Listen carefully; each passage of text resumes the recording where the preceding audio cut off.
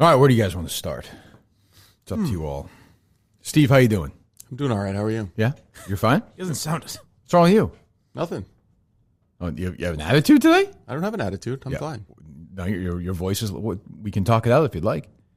There's nothing to talk out. What do you mean?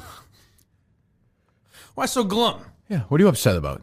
I'm not upset about anything. Yes, I know. What is going... You want to just have this out now so we can continue to move on or no? There's nothing to have out, Kirk. What do you mean? We had it out yesterday. I took my licks. Time to move on. Anything you want to say a day later? No, I mean, I suppose I would have preferred to stop for 3 minutes and just cut the sound, but... Oh, so you think it was my fault? No, it wasn't my fault. I said I took my licks and we moved on. You think it would take you 3 minutes to cut up an hour's worth of sound? Yeah, because I already had it pulled. I could have just clipped it, but it's fine. What do you mean you had it pulled? I had it recorded. I know, but you had to go through and find specific parts, though, right?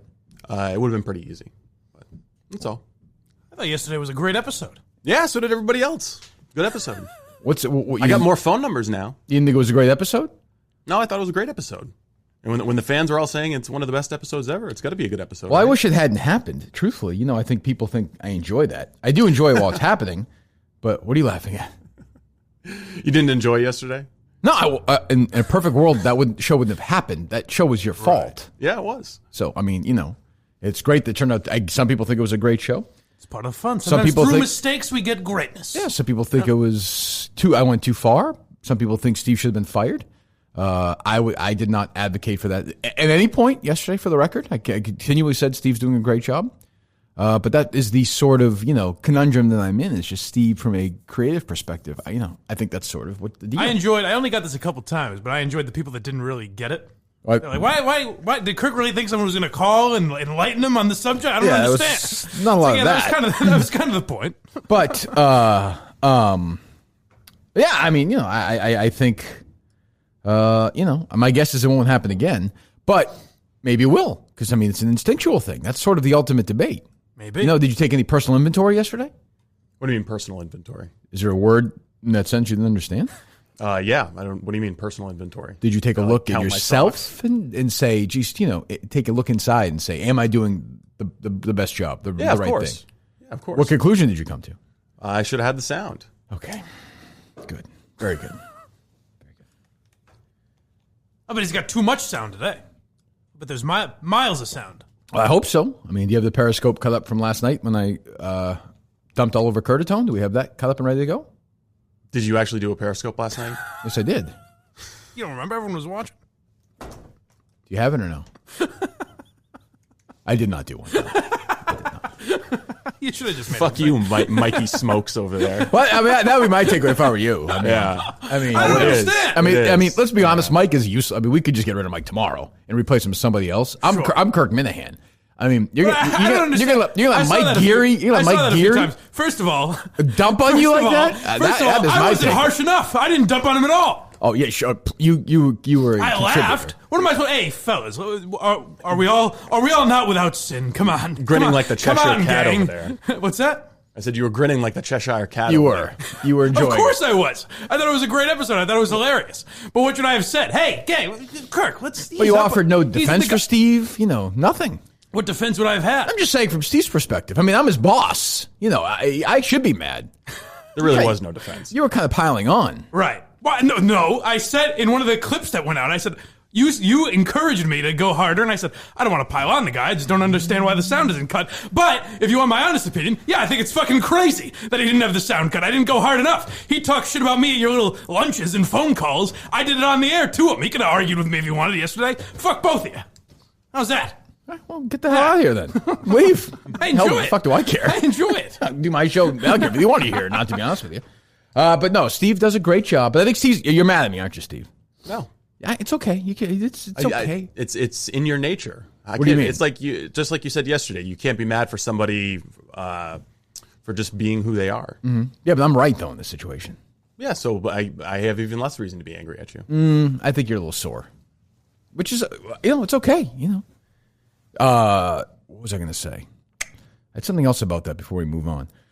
The feedback was unbelievable. Oh my God. People loved it. People were, I think people loved it, but I think people also were like, gee, thought that was cruel.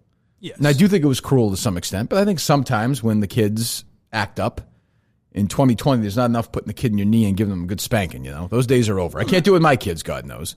So, Steve needed to be taken on the knee yesterday, as Mike has in the past, if he hasn't worked hard enough or whatever. If Mike doesn't do a good job down in Miami, he's going to get fucking... No one will mention it. Steve will say, hey, lighten up on the guy. Don't mention this on the air. We're going to talk about this on the air. No, we don't do that here. So sensitive. Oh, my God. You are underrated sensitive. I am. What do you mean? What do you mean by that? What do you mean? Pussy is no, I'm fine today. No, I'm fine. Why was Mike making fun of me? Oh, gang, I don't know. We're going to talk about it for a second day. What am I sensitive about? Fuck that. Fuck you guys. When you ask why you're sensitive about and your voice changes, that means you're sensitive. No. You're a sensitive guy. It's okay. Again, we're going back to this is the human nature. Everyone has some sensitivity. I guess so. It's not a big deal. I guess. Don't worry about it. But my point is, if you don't get the job done in Miami, sure, they'll kick the shit out of you. Right, I would think so. And Steve should pile on as well. He's the producer of the show. When is he not? That's a good point, actually. Yeah, what is this? Steve has reached out many times to criticize you. I didn't think of it that way. That's what I'm saying. It sort of comes back to the core thing where Steve and Mike have issues. Not really. Though. On the air. On the air only. Yeah, I've heard you say this. It's true. You get along very well off the air. Yeah. But on the air, you don't like each other. No, it's What is that? Is that? very odd. Are you competing for Dad's affection? I don't think so. I don't know what it is. What is it about? I think we are competing for Dad's affection. Maybe. That's probably what it is. Well, Dad doesn't love either one of you. That's never going to change. And don't worry about it. That's the crux of the situation. I mean, find another dad. Mike's been chasing, for a long time. Right. You got a great stepdad. I'm sure your dad's a nice guy. Very nice guy, yeah. Yeah. Well, anyway. Maybe we should call some people and see if Mike's sensitive. Make 2 hours out of that. Well, that was the funny thing. Please don't. That was the funny thing yesterday with everybody sending me their phone numbers. It's just like, hey, I would like to get in line for a chance to dump on you. I saw a blizzard of those yesterday. Holy shit. Well, I'm not sure how that's ever going to come. Oh, well, probably will. No matter the subject matter, honestly, my favorite thing on any radio show, Stern or O&A or whatever, is when they would do that type of shit and just spend an entire show on one subject that if you don't listen to the show every day, you think like, why the fuck are they doing this? But when you took the second call yesterday, I was like, well, this is going to be fun because we're just going to do this for 2 hours or however long. Well, I knew. It's because I knew. I don't know. I think Steve knew it was good content, but also knew that he wasn't going to enjoy it. I think both was going on. That's kind of the beauty of Steve having to make the calls. That happens. Was just for me fun. It was for fun. I just enjoyed that process. That I did. Having to answer every time. I did. The floor is yours. Almost have a sexual pleasure from the entire thing. I'll concede that. But Mike was also fully erect. Both of you. Oh, were. Mike enjoyed it more than I did. Yes, I thought it was a great episode. But but just remember, if Mike doesn't kick ass in Miami, then we'll be back here Monday, or probably one of the days during the week down in Miami. If it's Thursday, you haven't done shit, But I don't get that. Do I say, hey, lay off of me? No, but you get a very... Let's go after Steve. But when it comes up with me, don't... No, but you have a trigger where you get sort of like, oh, wait, fuck you guys. What are you doing? I'm not sensitive. You're sensitive. I'm not sensitive. Fuck you guys. But isn't that entertaining? I don't call you off the show and say, don't talk about this. Well, you may think it's entertaining. I don't think you're trying to... I think you're also sensitive about it. Sure, I'm sure there are times. You just said you weren't, though, earlier. I don't think of myself as a sensitive guy. We've talked about this before. Everyone's sensitive in selective ways. That's what I'm saying. Yes, sure, I have sensitivity, but I don't look at myself as, that guy gets triggered all the time. No, you're not like Greg Hill or Dale Arnold or somebody. Yeah. No, they're far more talented. Those guys are very talented. They're very good. Somebody, what was the other thing? I don't know. I will say someone pointed out that if that asshole from Vermont didn't pick up the phone, then we could still be here making calls. That's true. He ruined it. It's my guy. And the other guy got a pass was the guy who told me to shut up and get back to work. So the thing, he just got lost in the. It was madness in the whole thing. I was too focused on finding. How many calls we wind up making, Steve? Did you log that? I didn't. It had why would it had to have been 40, 45. Really? And how many times did you say, nothing? I got nothing. None. It's not that I don't want to play it. I didn't cut it up yesterday. None. I pulled 2 cuts of Kirk interacting with the police. None. None. I didn't cut up any of it. None. None. None. We don't have any. Nothing. Now this is good work. Yes, I've been knocked out. I didn't pull any of the sound. I told him I didn't cut it. I didn't cut up any of the Periscope. I did not have it prepared. I did not have the good stuff prepared. I didn't cut up the sound. I did not have the sound. I did not have it cut up. This is. I did not. Like this. None. That's not a lot. I did not have that audio ready. I didn't have it cut up. What were you doing? Were you gourmet burgers and brews last night? That's more than I remember. Oh, man. What happens to like Steve Robinson at home last night? Because you were upset. You've been upset in the past about not having, a good hamburger or something. What ruined your day? The one piece of bread? Mm-hmm. Yes. What happens at the conversation at the dinner table? Yeah, just rough day at work. That was it? Yep. You didn't get into specifics? No. But you get upset. You'll be more upset about the one piece of bread? Probably. That's not a good sign, Steve. Shouldn't you be more upset that you didn't do your job? Oh, no, I mean, I was upset that I didn't do my job, but I mean, like, the whole experience. His wife could probably relate more to the complaint about the food. That's probably true. That's true. Probably true. Steve seems more of a talker. Seems very muted today. I expected a little, back to, it's done. We move on. Right. But I think this one's going to linger. Is the kind of thing, are you going to leave the show over this? Maybe. Really? Yeah. Let me hear about this. Go ahead. Well, I mean, why would I want to just persist in an abusive environment? Well, you can just leave anytime you'd like. Okay. You want to leave after the show? I mean, I know that I can leave anytime I like, obviously. I mean, but no, I mean, I'd like to stick around. You persist in an abusive environment? Yeah. I mean, nobody likes just to get screamed at. I mean, are you a pussy? Oh, no. I'm confused. No, I'm just saying nobody likes to get screamed at, but I screamed at you for about 9 seconds and we took a bunch of phone calls. It's a podcast.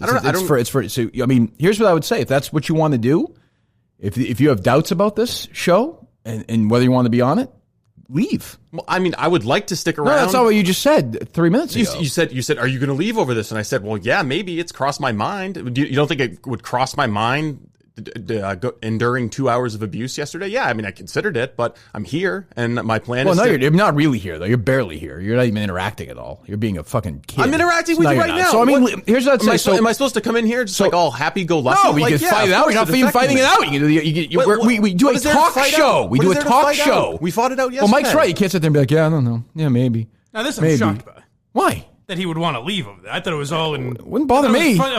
Even if you're on the wrong side of it, I thought that was a fun show yesterday. I mean, I've taken a lot of shit over the years on the radio. Mike has. I mean, it was a fun show. I appreciated the hilarity of it afterwards. It was funny. So you want to just it was just an unpleasant experience. That's made you want to leave the show. No. Yeah, you just said, well, yeah, maybe. Yeah, maybe. That's what I said. So you might want to leave the show then. It has crossed my mind. That's all. Okay. Well, I mean, I'm here. No, hold on. I'm good. I'm good. Let's accelerate that process then. What would you like to do? I'm happy to help you out. I'd give you the highest of recommendation. Where would you like to go? I'm here and I want to stay. No, you don't. You just said you've been thinking about leaving. If you're thinking about leaving, that means you're going to leave. But I'm here and I want to stay. No, but I've worked with people who have said, I want to leave, and they're already looking at other stuff. So you're probably doing that. So I would say, let's just move forward. Go find another job. I'm not going to get in your way at all. I would be happy to help you out. And like I said, I have nothing but praise for you. You've been a great producer. But if it's crossing your mind that you want to leave, that means to me you're going to leave. So why don't we just, cut the bullshit and let's just get right to the exit, get off the highway and call it a day. All right. I'm out. Okay. Well, can we finish the show or no? Yeah, we'll finish the show. Okay. I'll post it. All right. So where are you going to go next? I don't know. Okay. But you want to leave? Yeah, I think I'm done. Okay. No, he doesn't mean that. Maybe he does. Why? I'm confused as to why. His tone sounds like he means it, but I don't believe that he means it. I don't even understand. I don't understand, because you think of all the punishments in any line of work that you could get. A shitty 2 hours of taking phone calls doesn't seem like the word. That's what I said. I mean, I told Portnoy to grow some balls and fire me, so that's why I was like, having to kiss his feet is not the end of the world. I thought Steve was very passionate about the show. I thought so too. That's what I'm saying. He seems to love it. And even I was impressed even yesterday where he's texting me, get clips of this is this. Yeah, like he seemed into it even yesterday. Yeah, I mean, I don't know. So I don't understand this. Yeah, I mean, I am into it, but I mean, yesterday was a really unpleasant experience for me. Okay. And, it's, I don't know, life's too short to sit around and just be humiliated on a podcast. I would disagree with that. I mean, but like, why? I mean, it's a show. Yeah, I get that it's a show. How do I treat you outside of the show? Very well. I mean, I will say, best boss ever. So, yeah, you fucked up. And should I have just said, oh, no big deal. Hey, what's going on in the world? Or should I have taken my real frustration, amplified it, and made 2 hours of, I think, compelling content? Yeah, no, I think your decision was great. It resulted in a good podcast. Okay, what percentage of this podcast has been you being, quote, abused? A very small percentage. Okay. Yeah.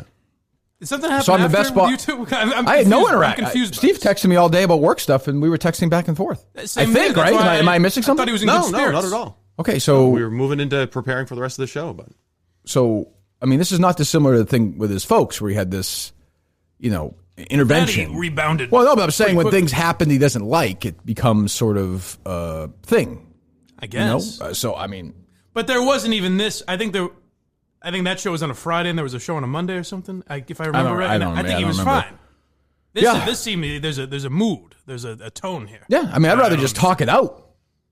But I mean, so you're done. You want to quit. I mean, I'm open to talking it out, but it just I'm not going to beg here. I mean, I just want to have a conversation. I mean, that's what we're doing right now. I'm talking with you. What sucked? And sitting here and being humiliated on the podcast. Why did that happen? Because I didn't pull the Periscope sound. Okay, so if you pulled the Periscope sound, would be having this conversation? No. Okay, so something that everybody agreed you should have done, you didn't do. Yes. We then did something on the podcast to mock it, which is what we always do. I don't think you have a problem when we mock. I could be wrong. We play other radio sound and make fun of it and everything. You're okay with that? Yes, of course. Okay, so it's you have an issue with it. Yeah, of course. Okay, so when Kirk Minihane becomes Kirk Minihane toward you versus toward whoever, Greg Hill or pick your person, Mike, whoever, that's when you have the problem. Yeah. So you've enabled the monster. Because I work for you. No, I don't think I've enabled the monster, but you certainly have. There have been times when we don't have audio ready for the show, and we just take a 5-minute break and we pull it. When? The Spit and Chicklets audio just a few weeks ago. We took that's one. Give me another time in the 7 months. We've taken a 5-minute break so you can pull audio. I could be wrong, Mike. I don't remember another example. Well, it's also never the first thing you want to play. It's also nothing. I mean, the Spin Chicklets thing was fine, but it was number 96 on the list of. This was, And by the way, they're playing. I saw playing. People were like, "Hey, the fucking Periscope was just okay. Whatever. Why'd you make a big deal out of it?" And that would have been fine too if we had played sound. That people had been like, "Hey, you thought that was great? You fucking loser." It would have been funny if everyone we called agreed with Steve. It didn't happen that way. It would have been great. That also would have been hilarious. I would have lost my mind, and that would have been funny. I don't. This is. It's disappointing. I don't get the. It also seems like he thinks you were wrong to do it because with the kind of. Clearly. He clearly thinks that. 3 minutes. Yeah, he clearly thinks that. That I don't understand either. But that's okay if that's what he thinks. I don't know. I thought it was a great episode yesterday, but apparently I'm piling on.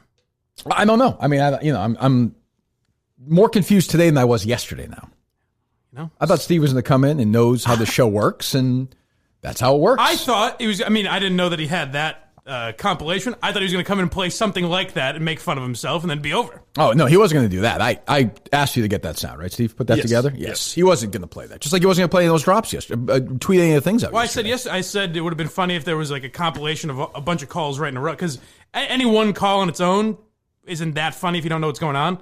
But if you have a clip with like 10 or 15 of the calls, then that's pretty funny. See, where I come down to, I've had this battle with producers and co-hosts in the past, and I'm having it with Steve, and maybe I'll have it with Mike in the future. Who knows? This is a different job than a real job. Right. Like, if you worked somewhere, and maybe you disagree, in an insurance agency or law firm, and you fucked up to that extent, like whatever that similar thing is, if that boss brought you into the office and spent 2 hours with his coworkers calling people and having them say that you fucked up, I could see, that could be abusive. Sure. This is not that. We are here to entertain. I mean, you must understand that. Yeah, I understand that. But it doesn't change the way that I feel about it. Yeah, logically being able to understand what was happening, it doesn't change the way that I feel about it. Well, how do you feel about it? That it was very uncomfortable, and it sucks. Of course it was. And it's going to happen in the future again. It's already happened in the past before, and it's happened twice in 7 months. Yes. Okay. Yes, but it's and how would you would describe him as the best boss you've ever had? Yeah, off air, definitely. Then who cares? Isn't that more important? I'm not trying to be. I mean, I understand your complaints. I think they're absurd. I put my job on the line for you, with my boss. Yeah. No one would have done that. I'm being honest about that. In fairness, no one would have done that. The reason that I was being fired was completely something you asked me to do and was authorized by you. Oh, okay. Right. I mean, that's fair. Yeah. So how's that? So what? So I'm saying okay, but do you think a lot of other bosses would have thrown you under the bus right there? No. Yes, a lot of other bosses would have thrown me under the bus. When have I ever said that I didn't authorize that? Of course, I've said that before. But yes, you put your job on the line for me. Yes, right. I mean, and got you, I think, a pretty good deal. And I don't know. I mean, contractually, you seem pretty happy, right? Yeah, I've never told said you making 6 figures. I heard yesterday. I've never said that. I've never said you weren't a great boss. That was worse for Mike than anything you took yesterday. Look on Mike's That face. really, that. that one hurt. But I Steve, knew it, but I also, hadn't heard by the way, officially said. he's underpaid. He deserves it. I have no. Steve is lead sales guy for the show. We're all alone in that world. Steve is building the studio. You said all this yesterday. Steve is producing. I don't think I did. Steve is producing. You didn't lay it out like that, but yeah. Steve's producing the show. Steve, anytime I call, Steve answers on the first fucking ring. Steve's always sending me ideas. I'm always sending him ideas. I think it's a great collaboration. I second that motion. It's disappointing that you feel this way. Isn't that kind of the trade-off, though? Like not having a real... Yes. We don't have real jobs, Yes. basically, here. That's Yes. the trade. Is it... If you fuck up, you get publicly Yes. humiliated. I think that's... You have to deal with shit on But here's Twitter the and thing. all If that. you're not going to be comfortable with that going forward, well, that's an issue. Well, I mean, you guys say it's not a real job. I mean, I have a real job. I'm working fucking 10, 11 hours a day. And I guess that's why it sucked. What do you think? I do 2 hours and just go home and they'll think about the show? No, Mike does. I don't. I know you're always thinking about the show, but I mean, just to be spread so thin. But that was if you hadn't had the sound of Jess Mendoza today on Golic and Wingo, I wouldn't care. Right? I think by and large, don't I usually say, I'll give you another example. And again, you can be mad at me, that's fine. That great 4.5 hour show we did, you thought you didn't record it at the end of the show. Remember that? Yes. What did I say to you?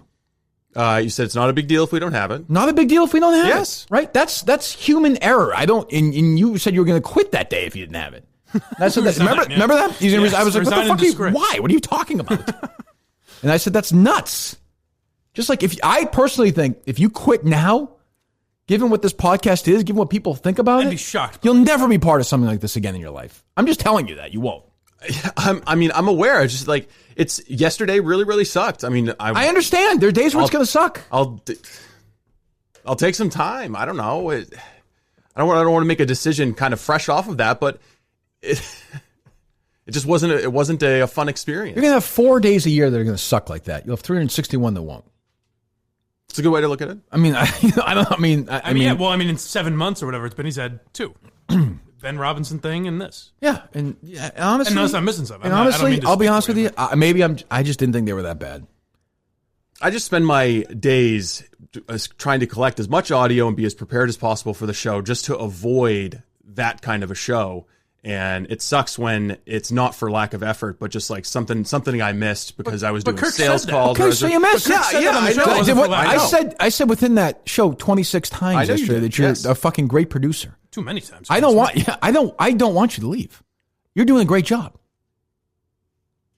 I appreciate. You're a great. I'm telling you this. You're the best producer. I'm not being an asshole. You're the best producer I've ever worked with ever, and you're the great partner. And you're a super smart guy. I'm thrilled that you're with me on this. I have told Eric and Nardini that 100 times. With you here, doesn't have to talk to me that often. Correct. I've told Portnoy that. I told him that in that conversation where I guess, according to you, I just offered to quit, which isn't a big deal. And then countless people, all the time. And I'm serious. If you say, "Hey, look, I can't handle this. I'm going to go do something else," I would hope that we would continue to have some sort of business relationship. I mean, we have big shows coming up that I think you're a partner in as well, and you have a financial stake in as well. I would hate to see you walk away from that. I wouldn't want you to walk away from that.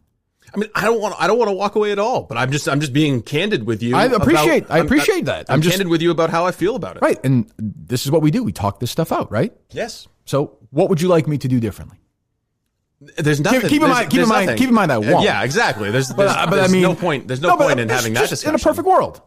In the perfect world, like yesterday, in a perfect world, you'd want me to say, "Hey, Steve, 5 minutes." Perfect world, dump on me for 5-10 minutes, whatever, however long. So it's the length of the dumping, and then no, it's not the length of the dumping, but then we just take a break and play the sound.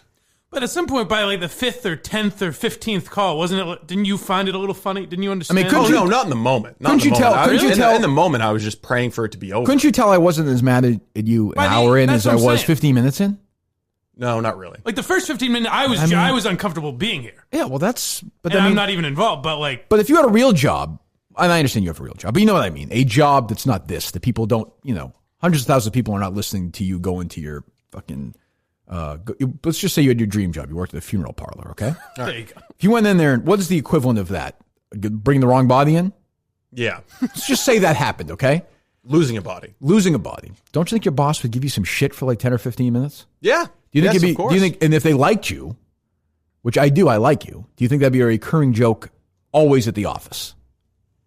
Yeah, probably. Okay, well then we'll just do this on the air. I mean, that's part of being on the air. I mean, your fuck-ups, Mike cried on the air. Yeah. I mean, these things, Well, at least you guys didn't make sport of it. Yeah, well, I mean, no. But I will say, I do. I mean, what Steve took yesterday was an unusual, the biggest beating anyone's taken on the show. On this show, yes. Definitely. I've seen people say it's the biggest beating they've ever heard anyone take ever. To that, I would say you never listened to Howard Stern every single day in 1996. But, I mean, if you feel that way, well, you feel that. I mean, I'm not going to tell you how to feel.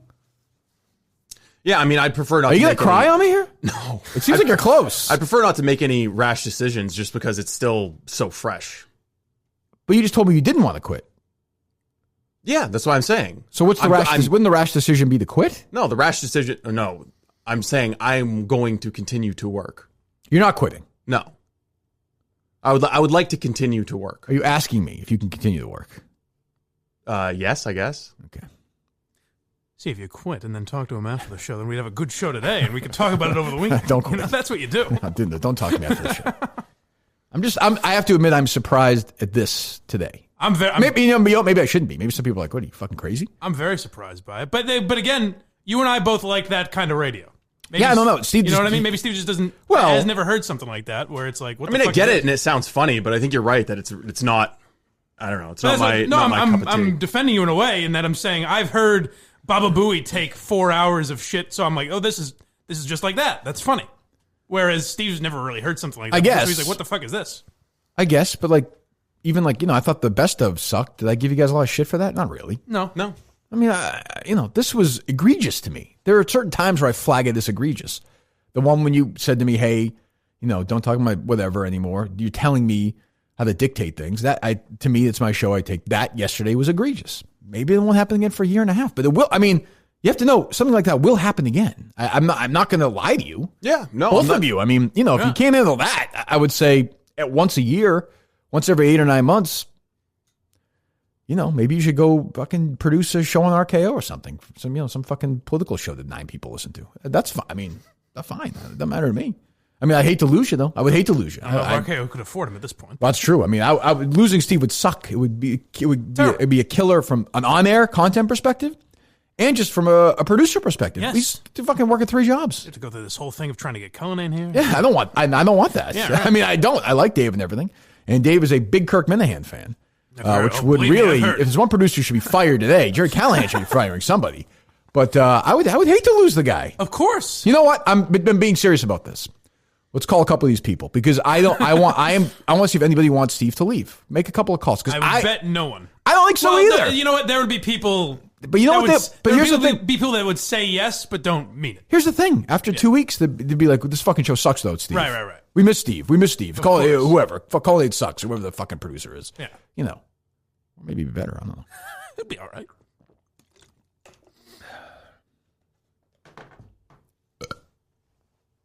I'm stunned at this. I am more stunned than I was yesterday. You thought he would? I didn't even think he'd be in a bad mood. I thought he'd be good to go. Have you resigned from the Kirk Minihane show?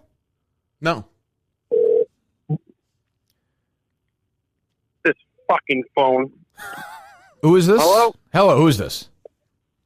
This is Matt. Who's this? Matt, this is Kirk Minihane. How are you? Mr. Minihane. All right, so we have How are you, sir? I'm fine, thank you. So we have a situation. A couple of days ago, I did the Periscope, and I'm sure you heard the show yesterday with Steve, right? Oh, I most certainly did. Okay.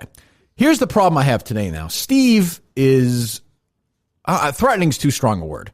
Steve is considering resigning his position as producer of the Kirk Minihane show after yesterday. Done. Signed, sealed, delivered. See you later. No, this is not why I was doing this. This is not helpful. This is not Steve, I'm defending you just for the record.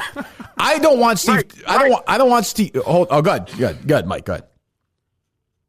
Were you saying something, Mike? Mike. Yes. Yes. I hate you. Oh. Nah, I'm only kidding. You can get rid of both of us. Okay. All right. No, a real wise guy. What's that? Steve does a great Oh, job. good. There we go. That a boy. Well, tell Steve. Yeah. Tell Steve. 40 hours a week. Matt, the floor is yours. Tell Steve what a good producer he is. Please, the floor is yours. We can do this. Steve, if you, for a couple more years, put in some good work, you'll probably be half as good as Dave Cullinane. There we go. We can all dream, right? Thank you. Matt, was it? Yeah, it's not exactly what we were looking That went for. exactly as planned. Not exactly Well, he was what we were kidding. He thinks you're doing a great job. You would miss the Minihane world, the Minifan world, Steve. Yes, I think I would. Let's cut out the part where he was kidding. I don't go for jokes like that. Well, we want to joke around here. Try somebody else. I want somebody with a little more, Basically, I just want you to call that dad. Do you actually want me to call Yeah, him? call him now. It's 8:30. We'll wake him up. What's his name? Dave, if I remember correctly. That's weird. An old guy's name is Dave. David, why? It seems, I don't know. Dave seems like a younger guy's name in a way. Dave Thomas? That's true. Dave. Which Dave Thomas? The Wendy's guy or the That's what comedian? I was thinking of the Wendy's guy. He had Rick Moranis' comedy partner, Dave Thomas, from SCTV. I didn't know that. That's right.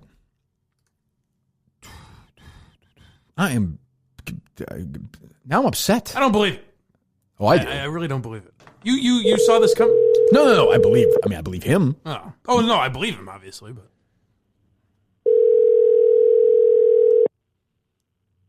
Yeah, go to Madawaska without Steve. That's the whole point. Oh, right. That would really throw a monkey wrench into things. Kidding. Dave Cullinane trying to prepare that? No, I can't. Dave Cullinane to Miami. I don't want to go to Miami with Dave Cullinane. I had a nice talk with Dave Portnoy last night, by the way. All right, we'll try somebody else, Steve. Last night, what about? Just about legal stuff, legal victories. Oh, of course. Which we'll get to. But honestly, it doesn't even seem like it even matters. It was so ridiculous. But I'm surprised you two even talked about it, to be honest. he just called to congratulate me. Yeah. And then we were talking, by the way, and Dave said, you, Steve, and Mike are doing a great job. Wow. He meant you and Steve. He did. Yeah. I think you said you and Steve. Michael Portnoy emailed. He did. Yes, he wanted to know if you wanted to come on the Cousins show and take a victory lap and also clear up the toilet paper thing. No, I don't. There's nothing to clear up. No, I think you it's. tell him. I'll let the story. You tell that son of a bitch. I'll let that story stand by itself. Stand on its own. Try somebody else. I want somebody who really is going to be upset about Steve leaving. This may take longer than yesterday. I'm just kidding. Steve does a great Hello? job. Hey, who's this? This is Josh from Pittsburgh. Josh, this is Kirk Minihane. How are you? Hey, Kirk. How's it going? It's going fine, thank you. You're a big fan of the show, a daily fan of the show, I take it? Huge fan. I'm Okay. a Mincel. You're a Mincel. Well, great. Wonderful. So you listened to the show yesterday? Yes, sir. Okay. Yes, sir. So I will admit it was a harsh bludgeoning of Steve Robinson. Big Steve 207. I'll admit that. But Steve I came don't in. think so. Well, we agree to Well, agree this to This one might disagree. not go well. So when you train them to have a sense of humor like this, You know? you can't win. 0 for 2. So Steve comes in here today and is sort of, woe is me sort of attitude and is suggesting he's considering resigning his position from the Kirk Minihane show. I'm going to let you take the floor here for a moment. Say what you'd like, but just know that I don't want Steve to quit this job. I think he's doing a fine job, but I just wonder what the Minifans and Mincels out there think. So go ahead, Josh. I think we all like Steve. I think he's a content machine, whether he tries to be or not. But I think he can be a huge idiot. But I don't think you should fire him. I'm not talking about firing him at all. I don't think he should leave. Right. I've been very clear about this. Thank you, Josh. Let me be very clear. Boy, warm tribute so far to Steve. I mean, listen. One guy said he should be fired. The other guy said he's an idiot. That's not what I was. Did I ever mention the word fired? No. Never, not once. Never, not resigned, once. please. Never, no. I would never want to fire anybody. You'd really have to fuck up. I mean, if Steve did something like that again, I probably wouldn't fire him because he's so valuable in other ways. I gotta say, I don't remember the cheer up Mike train pulling out of the station at any when I've been feeling blue here. Yeah, well, put together Madawaska and fucking make phone calls and go to Wilbur and we I'll can do talk. it. Yeah, It won't get done. Yeah, but well. I'll attempt it. See, it makes my life easier. Try somebody else, Steve. Go ahead. If you'd like. I don't want to pressure you to do this. Well, I don't. I didn't, Right. Trying to I understand. It's 2020. I don't want Sorry to to be. laugh at Yeah, I this, just by the way. want to hear to laugh on this show. No.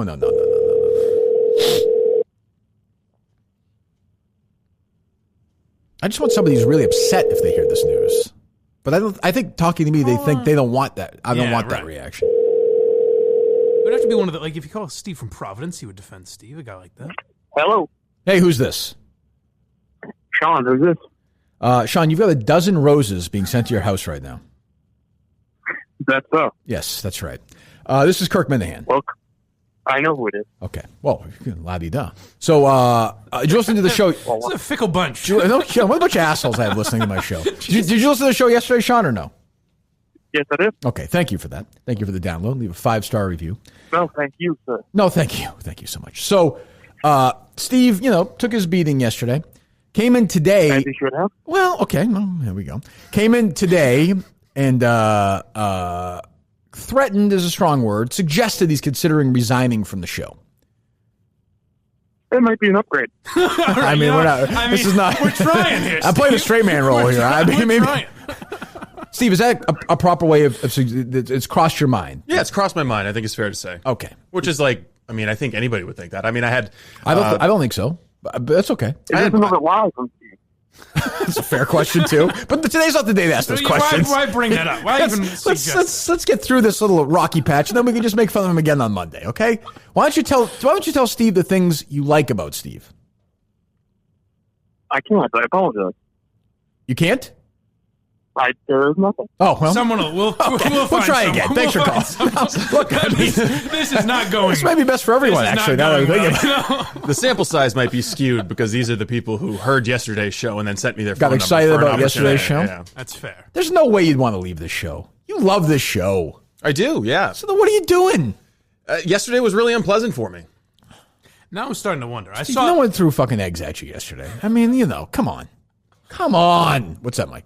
I saw one crackpot theory yesterday that yesterday's show was staged. Oh, I think Steve that we planned it. Absolutely, right? This right? answers that, right, Steve? Totally. But now I'm wondering if you two put this together before, because I find this shocking. Well, I mean, see, Mike, it's real time. I kid, of course. Oh yeah, I was gonna tell you, there's not a lot of that going on. I'm very surprised by this. We have plenty of stuff to get to. I'd like to get to, but this is the way our show goes. Top priority. Right. I mean, what do I tweet out? What do I tweet out right now? Till that son of a bitch cracks a smile. We're not leaving here. What do I tweet out? Breaking. Steve Robinson is considering. That's a fair thing to say. Yeah, I would say so. Okay. Go ahead, Steve. Call somebody else. Look at the people talking. Do we want to call one of the known Minifans, or do we want to keep calling from the list of haters? Just do a little bit of both. Well, you know what, Steve? The day is yours. You choose. Whoever you want to call, buddy.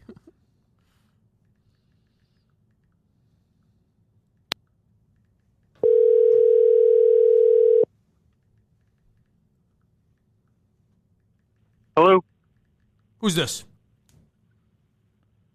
What's up, Michael? Oh, Steve from Providence. What's going on? You're live to tape on the Kirk Minihane show. Why isn't Kirk saying that? Well, I'll tell you why. I'll tell you why, Steve, real quick here in a second. Good morning. Good morning. So, obviously, you heard the show yesterday. I heard you on with that idiot Cullinane with his 9 kids. Absolutely. So we start the show today, and I'm tweeting this right now. And Steve is kind of wishy-washy, not really. He's kind of woe is me. What would you say, Mike? How would you phrase it? Seemed down. He seemed upset. Seemed down. He had not recovered from yesterday. Right. So I said, what's going on? He was upset. And then he told us that he is has been thinking about resigning, quitting his position after the events of yesterday. Okay.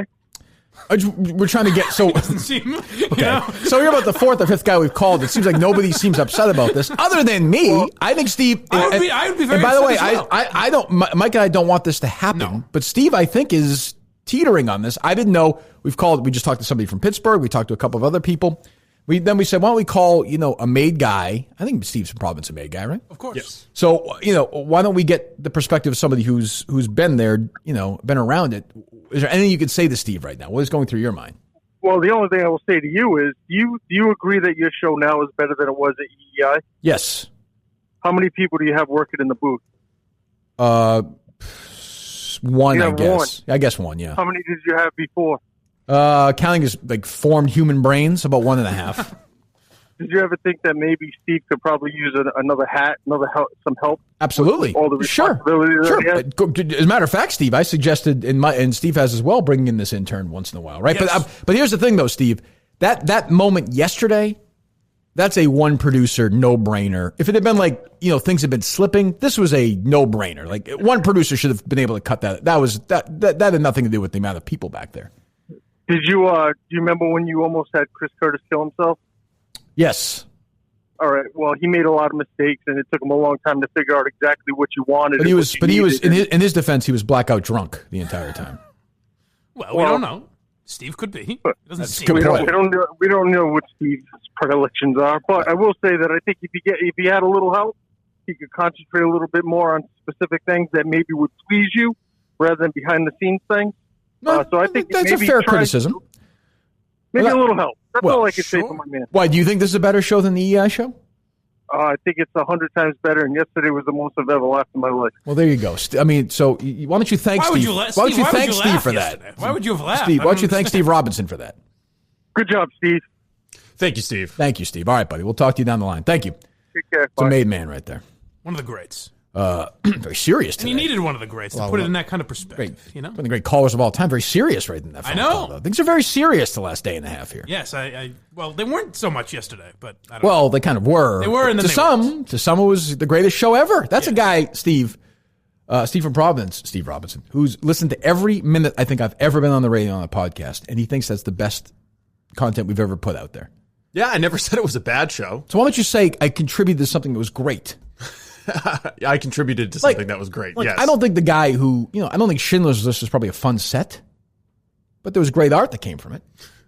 You know what I mean? It's a good way to look at it. As much as you're kind of laughing at it, I agree with that. Like, anytime I fuck up, I don't want to go on Twitter. It's not fun while you're doing it. I don't want to go on Twitter afterwards, but I think, well, people laugh, people enjoyed it. Yeah.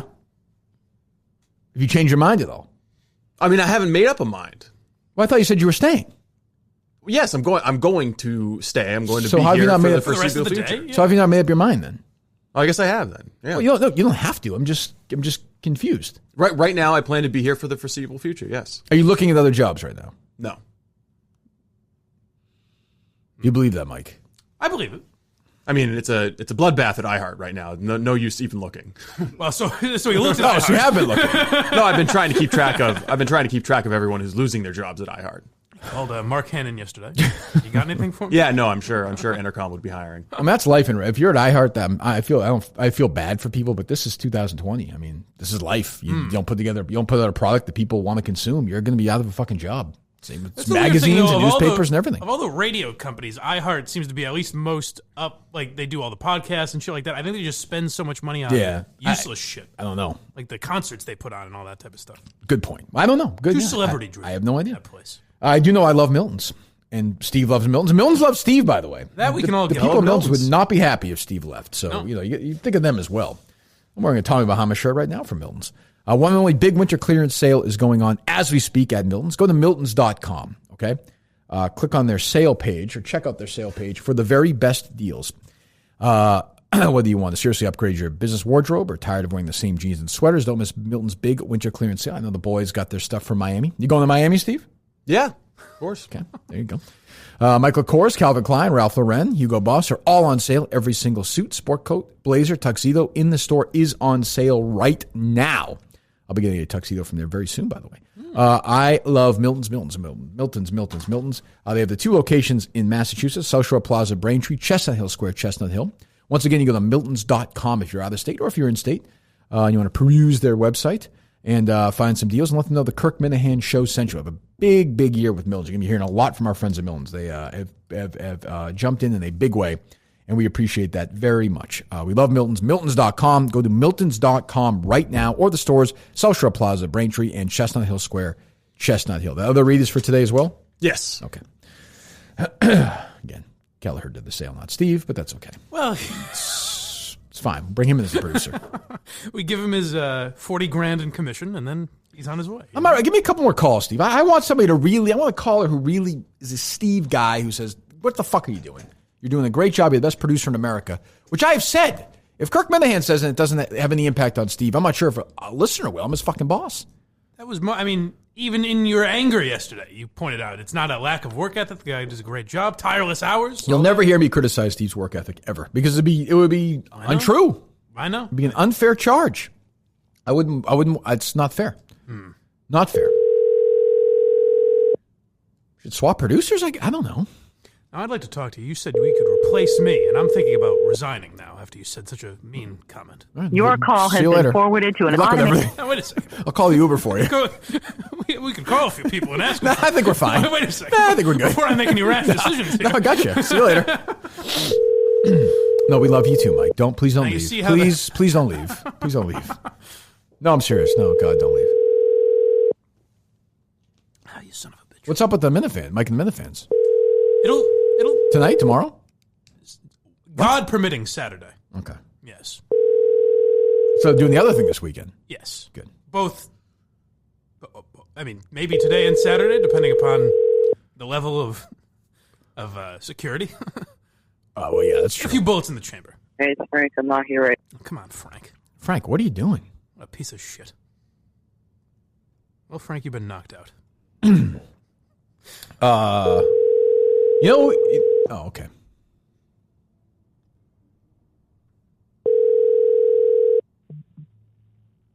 Hello? Hey, who's this? This is Joe. Is this Kirk? It is Kirk. Joe, how are you? I'm doing well. I'm still pissed off at Steve. I never go. Oh, All right. Well, Joe, thanks for coming on. I didn't watch the Periscope. I was hoping to see it the next day, and then I got to it. Joe, let me just say I recognize those feelings. Those are yesterday feelings. We've moved on. Yesterday was yesterday. Today is today. Just give me a second, okay? First of all, I appreciate that. I don't disagree with you. Steve today is saying he's considering resigning from the Kirk Minihane show after the beating he took yesterday. No, that's Joe. Take this seriously. I mean, no, I like Steve too much. So there you go. He's a good third person. He does a good job. You can't beat him up for that mistake. So it was a big mistake, but we got that. Even the people that don't like him like him. So tell Steve, the floor is yours, Joe. Tell Steve how much you want him to stay with the Kirk Minihane show. 100%. I mean, we need Big Steve. We need the Madawaska. We need all that stuff. You'd miss him, right? What? I'm sorry? You would miss him. Oh, yeah, absolutely. Yeah. Okay, good. There you go. All right, Joe. Thanks, buddy. Say, I'm not liking this version of the show. Yeah, we don't need to call people to butter me up. Have you checked your emails? Have you heard from any former presidents about your work yesterday? Oh, yes. Have you? Oh, good. Interesting. It's weird I would ask that question. Expect an answer. What happened? The following is an exclusive presentation. No. I'm sorry. No, that's not that's my fault. Have you checked your emails? Have you heard from any former presidents of the United States? I don't think so. Well, the president, Ronald Reagan, just texted me and said that he sent something to you. Sent to me from the grave, I guess. But, the great beyond. Ooh, hello. I'm sure it's going to help. This is Ron, the funniest president. Get that? Ron, the funniest president. See, if I say it fast, you'll think it's my last name. That is, if you're a complete moron. Speaking of which, that's why I've awoke from my slumber. Yes. Steve's incompetence yesterday reminded me why President Reagan, Ronald Reagan, This is not the day always for that. lived by my own Robinson rule. Know what it is? Never hire a Robinson. March 30th, Ronnie. 1981. After opening for Rodney at the Washington Hilton Hotel, No. I was shot by John Hinckley Jr. You know why it was allowed to happen? No. Because Alan Robinson, Steve's uncle, tried to stop Hinckley by throwing a muffin at him. Why a muffin? Because he had terrible instincts. Sound familiar, Steve? Moron. Ronnie. Goosh. That is not. In closing, Steve, next time, cut up that tape. Dummy. No. I don't care. This is not the day for I mean, for your hero to do that, even that has to hurt. Yeah, I think it's easier to take it from Reagan. You would think Ronnie would know this was such a sensitive issue. So his last name is the funniest president. Yes, so it's one. Yeah, if you say it fast. Ron, the funniest president. Boy, Reagan listens to the show a lot. I mean, you would lose Ronald Reagan as a friend, Steve. He wouldn't talk to you anymore. That's true. Ooh. Do you want the Periscope audio? From 2 days ago? Yeah. I do not. Okay. No, I do not. Did you cut it up? I did. You're a pro. Is it something the intern being more active with that stuff or no? No, the intern's plenty active. Okay, I don't know. Just trying to help you out. Need to hire a second producer? No, I don't think so. It'd be helpful if Barstool just sold the show. But. Well, I mean, come on. What are we talking about? Now, wait here? a second, Steve. You don't want to hurt there. You know how it feels now. See, I think your frustrations, you're moving, they're not really toward me. Yeah, I think that's fair. Oh, I think geez, we're done. Okay. Oh, go ahead. I think it's just I'm spread very thin. I agree. That's obviously a stressful situation. Right. And then for a moment like yesterday to happen, kind of says, well, what the fuck am I doing all this work for? We're not making any progress here from the start of the No, show. it doesn't seem- Now we're back to where we started. Really running in quicksand here. Well, I mean, I'm not sure what to say to that. You know, They're not, Barstool, they don't know what this show is. It's funny. So I think Mike might have even tweeted this out. You should watch this, Steve. The first 10 or 15. I think you actually find this interesting.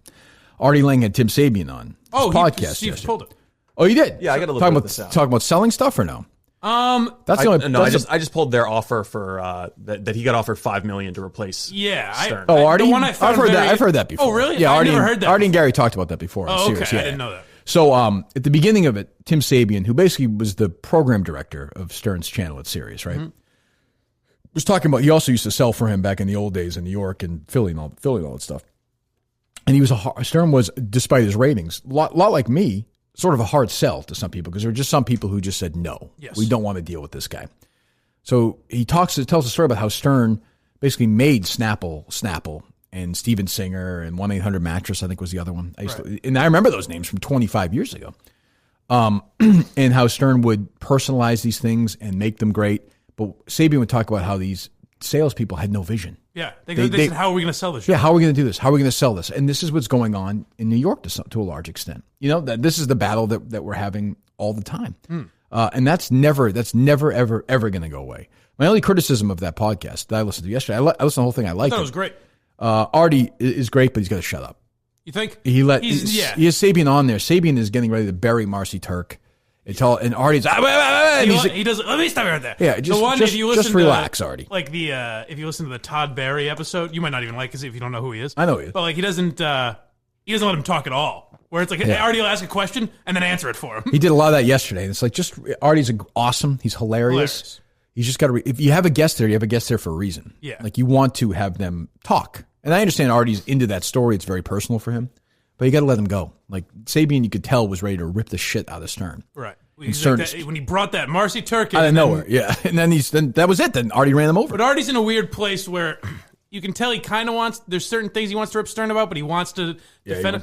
It was sad at the end. That was the thing I kind of tweeted about, was at the end he was like, I just want the chance to apologize to Stern. And Sabian was like yelling at him, like, you got to let it go. He's right. Move on. Move forward. He's right. Stern's never going to take your call. Like, there's nothing you can do. That's never going to happen. Yeah. Like, when you get to that point, it's actually pretty freeing. Like, I rip on EI all the time, and I'm pissed off a lot of that. But, I mean, once you get to the point where, it's over, that's a good place to be at. And I think Gerry, like, it took me a while after I left because, two of my 5 best friends on earth were hosting my old show.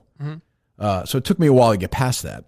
And I think this podcast is actually good for Gerry because he was I think he's actually it helps him from a healing perspective. Yeah. You can just go in every day, do a show, dig in, you create your own little world. And that's good. But Artie, I think,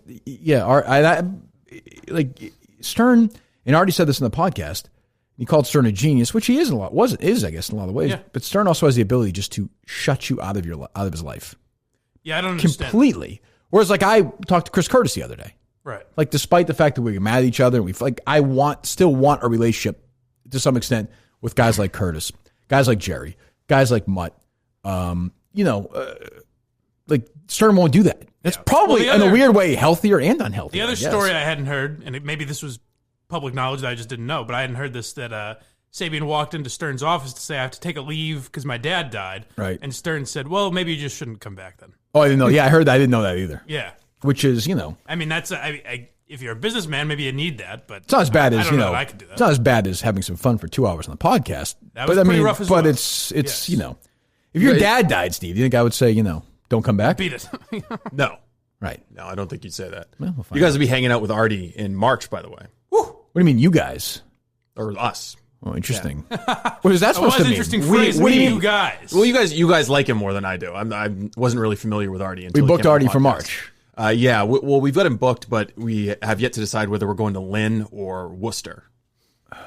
If you had to vote over Lynn or Worcester, which would you prefer? Can I be honest? I would actually vote for Worcester. I think I'd vote for Worcester. Worcester. Getting to Lynn is one of the great pains in the asses of all time. Can we just do Worcester? That far. From here? No, you just 45? jump on the Pike. Yeah. The Pike's right here. If that's all right with you, Steve. Yeah, I'll ask him for Worcester. Okay. And you're going to be there for that? Yes. Okay. Well, I don't know. Didn't seem like it. Well, I'm just being honest with you guys. I appreciate about my thought process. I could come in here and be like fake ass happy, and we could talk about the Call Her Duty girls, but that's not how we do it. Call her who? Call her daddy. It's okay.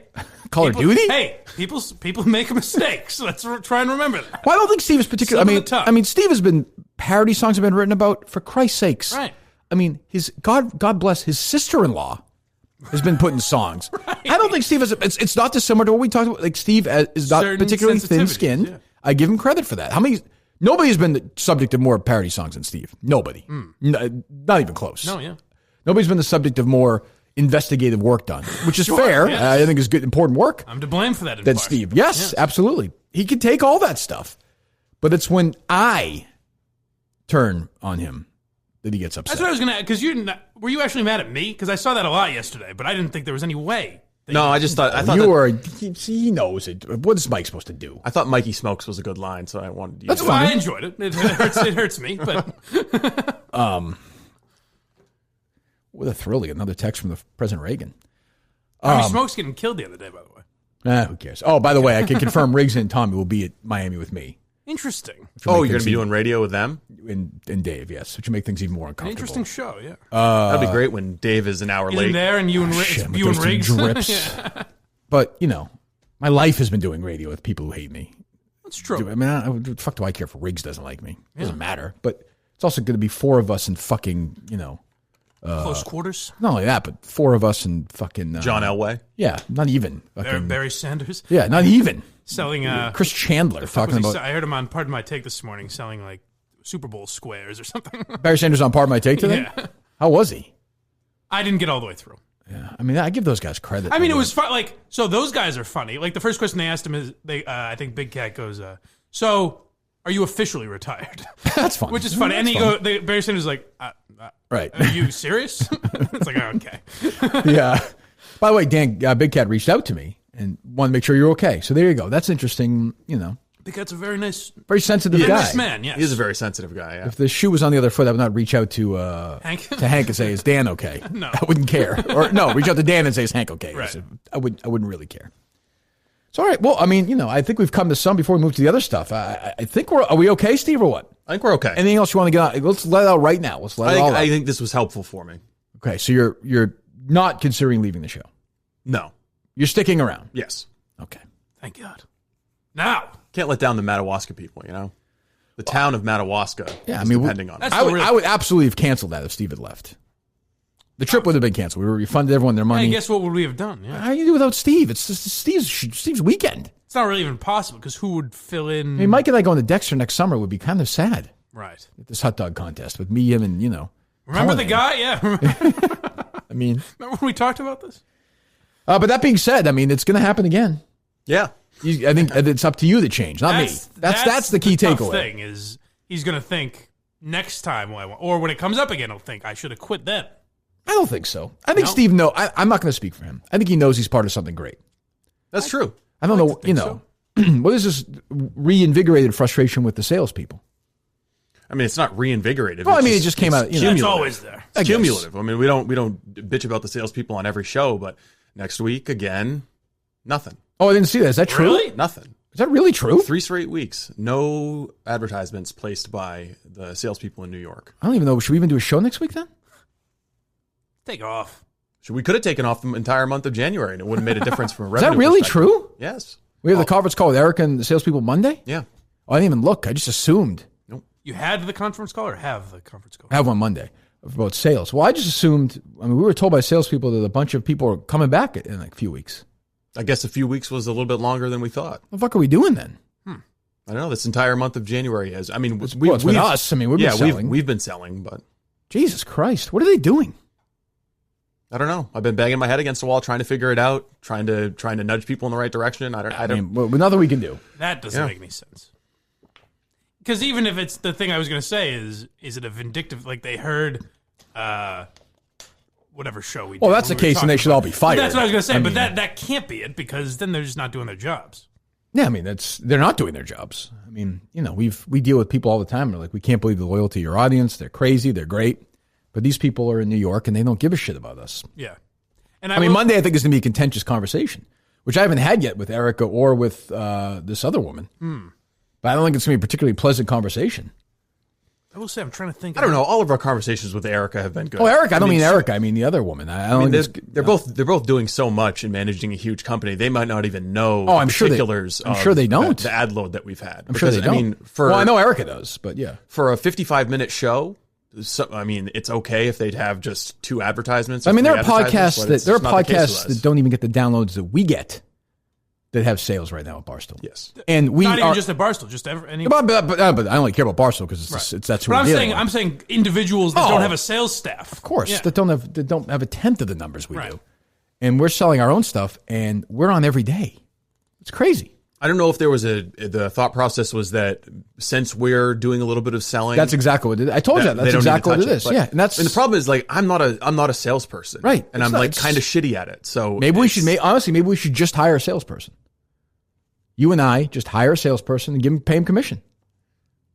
Yeah, if it's just a commission, that would take a load off. That would take some of the load off for you. I'm fine doing that. And if they have questions for you, you need to make a phone call. Like the other day, the client I made a phone call. Stuff like that, no problem. But why don't we just do that? Yeah, it'd probably be helpful. And just have a guy or a woman or a team. That's kind of what we've done with the new, the podcast marketplace that Cullinane actually brought to us. I understand that, but I'm saying we've attempted to basically do that. Well, I know, but I'm saying let's find an individual, dedicated human being who knows the show, who understands the show, who's in sales, and just let them do it. Like Dave Cullinane, perhaps. Not him, but honestly, somebody who because I don't want to. The truth is we sit there every week with our, we're working hard, obviously, but we're fucking twiddling our thumbs waiting for Thursday for Stephen Che to email us. It seems silly to me. This show is a money machine. But it also seems silly that a show like this the reason you're on Barstool is kind of to make that stuff easy. Okay, but let's not worry about it. I mean, let's say that's not the case. So let's make that our top priority and tell them Monday. We'll find somebody by Monday and say, hey, just so you know, we've hired this person. And they can have X commission. Right. I mean, to me, that's a no-brainer. I mean, and I think I would think it makes life a little easier for you. Oh, it would definitely make life easier for me. Let's do that. It's another mouth at the trough. But yeah, if they're working on commission, they're paying their way. Yeah, I mean, the Barstool salespeople are going to do nothing for us. Like we understand that now. Mm-hmm. Our downloads are way higher than when the show started. The loyalty is not matched by any show. Any show, anywhere. I believe that, anywhere. Right. So, and we've proven that we can we get feedback all the time. The ones you and I are dealing with, mostly you, they're sticking around and actually spending more money with us. Yeah, I mean, all the obstacles to selling the show are gone. Right. The ones we started with. Right. So let's just sell it ourselves. Fuck it. And if they want to chip in every once in a while with a Roman or a Simply Safe, let them. Yeah. If they don't, they can just pay us a salary. And fine. I mean, I don't care. Yeah. And then if they wake up one day and they're like, why are we paying them a salary? Then we'll just bring this thing over to subscription. We have our clients already, and away we go. I mean, this is not, I don't think, don't bang your head over it. You're doing a good job. But that part, you shouldn't get upset about. There's nothing. We have no control over that. That is just laziness on other people's parts. Yeah, but I mean, you can say that, but it doesn't make it any less frustrating. It does. And we can say yesterday was a funny show, but it doesn't make it any less frustrating for me. That's all. I mean, I understand it. My point is, I could see why you were frustrated about yesterday. That part, that's personal. Don't get frustrated over that. You can't control that. Because there's nothing you can do about that. That shouldn't even be in Steve's job description to have to sell. It should not. It should not. Absolutely not. Right. And it is, I assume it's not. He's not getting paid for sales, is he? I don't think I had a job description. I don't get a commission. But that's what I'm saying. You're not getting paid extra for being a salesman. Well, you get a percentage of the revenue of the show. Eventually, yeah. Right. So I mean, the case can be made. The more we sell, the better off we are. Yes. Of course. Right. So that part, we're financially motivated. And we've done a great job on our own end selling stuff. We've got 2 today. If we wanted to, if we sat there and busted our ass, we could have 4 or 5 of our own every day. Yeah. But we didn't think that's what we had to do. Right. If that's what we have to do. We also don't have a sales staff. Right. But maybe we should. Yeah. We won't pay them a salary. But if we pay them a commission, then they get a commission. And if Barstool doesn't like that, fuck off. I mean, go sell on your end for us. No? Yeah, I mean, I don't think they should have a problem with it. It's just more money coming in. I mean, every spot that they don't fill on the show is just a wasted opportunity. Yeah, it makes no sense. I mean, it literally doesn't make any sense to me because I know it's not a merchant thing. I know that. I think we've talked about this 5 million times. We're not there, A, and B, they don't like us. And it's easy, but you would think that they like money. Yeah, but we're one of 50,000. The salespeople don't look at, they can go sell 50 other things. They just don't care about and us. It seems like a lot of them aren't selling individual shows as much as selling here's Roman, Simply right. Say, and putting them on, pardon my take, KFC, whatever shows they want. Yeah, and it's sort of what they do, and they're comfortable with it. They're familiar with it. And every day a new podcast floats in there, and then it's another thing, So, which is fine, as long as I think that's what we need to do. I don't know. So how do we go about doing that? Well, I'm pretty sure a lot of people will contact us just after listening to this. Let's tweet that out right now from the show account. All right. Okay? Say, hey, we're looking for a full-time salesperson to sell the Kirk Minihane show. Okay? Yeah, people are going to think I quit. That's true. Well, say, this is the PS. Steve is not quit yet. But just say, because I think, why wouldn't we just have three real? I'm not talking about the fucking Callahers and the Cullinanes. I'm talking about real dedicated salespeople. Mm-hmm. Why not? If they're not going to sell for us, right? Barstool's going to make money out of it anyway. There will definitely be people that reach out. I know that. I mean, real people. I'm not talking about, you know what I mean? Sure, yeah. I'm trying to think. I've got, I know some peeps in sales, but I don't know if that's the problem is making it a full-time job when you're just selling for one show and working off. Doesn't have to be a full-time job. No, but you know what I mean. Yeah. Like you would want to solely dedicate it to that. Who, me? No, I'm saying a salesperson, if they're not being paid by Barstool a salary, then they're just hoping that they are going to be able to. It's a bit of a risk. Sure, but I mean, if it's a thing where they spend 5 hours a week making a couple of calls and talk to people they know and they get a commission out of it, why not? I don't know. It seems easy to me. I would think so. But Barstool's busy bringing in great new podcasts like the Jim Florentine Show. Now listen, I like Jim Florentine. I know Mike was going to defend any comedian. No, I'll tell you what. I'm not a huge Jim Florentine fan. The reason I like Jim Florentine is more because of the crowd he run. I don't know any of his stand-up really. I just know he's friends with Bill Burr and Jim Norton. So whenever his names come up, I'm like, oh, I like Jim Florentine. So he has funny friends. I guess, yeah. I don't really know a lot of his. I don't know a lot of his work. And when I hear him on the radio, he's not bad. But I used to hear him on Stern. I heard maybe you had a tattoo back in the day. So, which is always fascinating to me, a guy gets a tattoo of strength on his wrist. Yeah. So what do you do? So every time you're having a problem in your life, you look at your wrist? Is that what you're going to do? What happens if you're stuck in bumper-to-bumper traffic and you can't move? A tractor trailer overturned and is This is the guy that Barstool was promoting like crazy yesterday, right? Yeah. Lane, okay. And you're stuck there for 4 or 5 hours on a highway. And you're missing your kid's basketball game, or you're going to hang with your friends, or whatever it is. You're having a party at your house and you can't get there. Look at that wrist. Strength. I don't know what you're going to do. You're going to climb on top of the cars. You're going to drive all over the car, drive two tires on the guardrail and just whiz by everybody so you can get home because you got strength on your wrist. Is this part of his act or something? Is this an old bit? Or what's? I've never heard of him before. Fucking terrible. So I've never listened to his podcast. This seems like a hey, if you're having some shit in your life, you're going through some shit, just go, all right, I got to figure this out. How am I going to get through this? You really don't need a tattoo on your wrist. Okay. You get these guys, every tattoo means something. Yeah. Really? That's the clip they tweeted out from the main Barstool account. Correct. It seemed very strange. Well, they recorded it at Barstool headquarters. Yeah. He looked like he was working from notes. Yeah, good for him. I mean, good luck with him. I'm sure they'll sell it out, and he's in New York now, and they'll all put their, great. Good luck. Yeah. I hope he does well. I'm sure he's a very nice guy. But, man, not a single. Good luck finding a laugh in that thing. Maybe his podcast will be awesome. I don't know. It's very. I mean, I doubt it if he thinks that's funny. I can't imagine anything else would be funny. But what do I know? Very difficult to do a podcast by yourself and have it be funny. So that's definitely tough. If that's what it's going to be, just him. I gotta think he'll have some sidekick in or something, or a guest, or guests every time. I don't know. That seemed rough. I mean, they're hiring people left and right. They hired 2 people the last 2 days. That's the other thing. God, they're bringing some content. The meme warrior. The meme warrior. Oh, okay. This is what I mean. Like, we're just going to get, I say they don't care about us. I'm not being flippant. They don't care about us. They don't know we exist. They don't care. Yeah. I mean, they care enough to continue paying us. Sure. Yeah. Which, great. If they keep doing that, they keep doing it. But the only time, but when we bang out the Wilbur and, we bring in a shitload of money that night, they'll take their share that night, I'm sure. But the only time we come up in their minds is when we're being, quote, assholes. Right. You know what I mean? That's not even, those guys are being dicks. That's just content people. The salespeople don't even care. That's what I'm saying. Yeah. I'm saying so we come up even less in their world. Oh, way less. What I mean? We don't exist. That's my point. Yeah, we don't exist. And now, listen, I mean, if we were doing download numbers like Part of My Take, we would. But we're not. We're doing really good numbers. Top probably 1/10 of 1% of all podcasts in the world, I would guess. Especially ones that are on every day. Well, there forget aren't it. even that many of us. I mean, forget it. Yeah, so yeah. I mean, but that's okay. That's the thing that's different about this podcast. There's money making opportunities every day. But they I don't know how the selling of that works, but I'm look. saying you're on every day as opposed to once a week or whatever. Yeah, I'm not really sure. I don't know.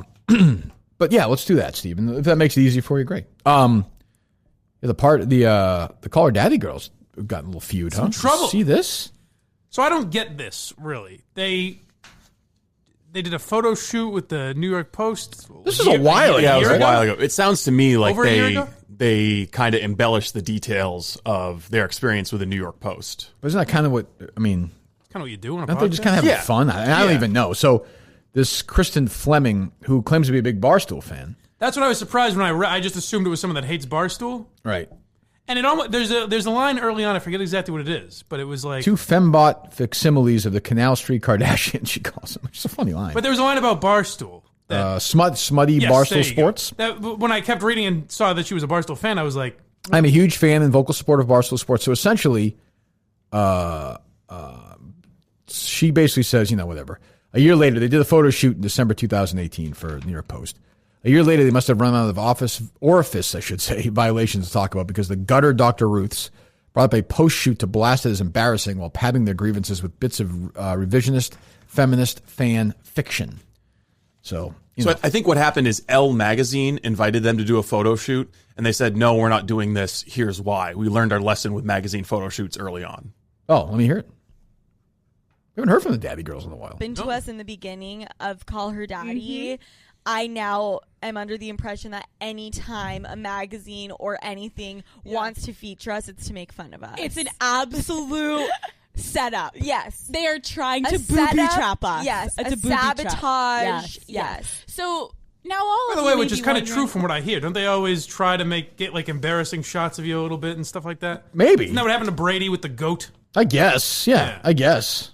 We were featured in the New York Post. I don't know if you guys remember.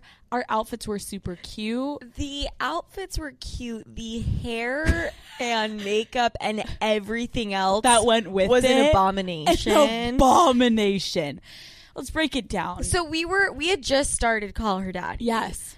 And you hear the New York Post and Alex and I were just so naive and we're like, Oh oh my my God, God. this is imperative for our careers. That and we I give jump up. on this. So I think this is what set off the New York Post. Let me take you down the list of things that I wasn't expecting.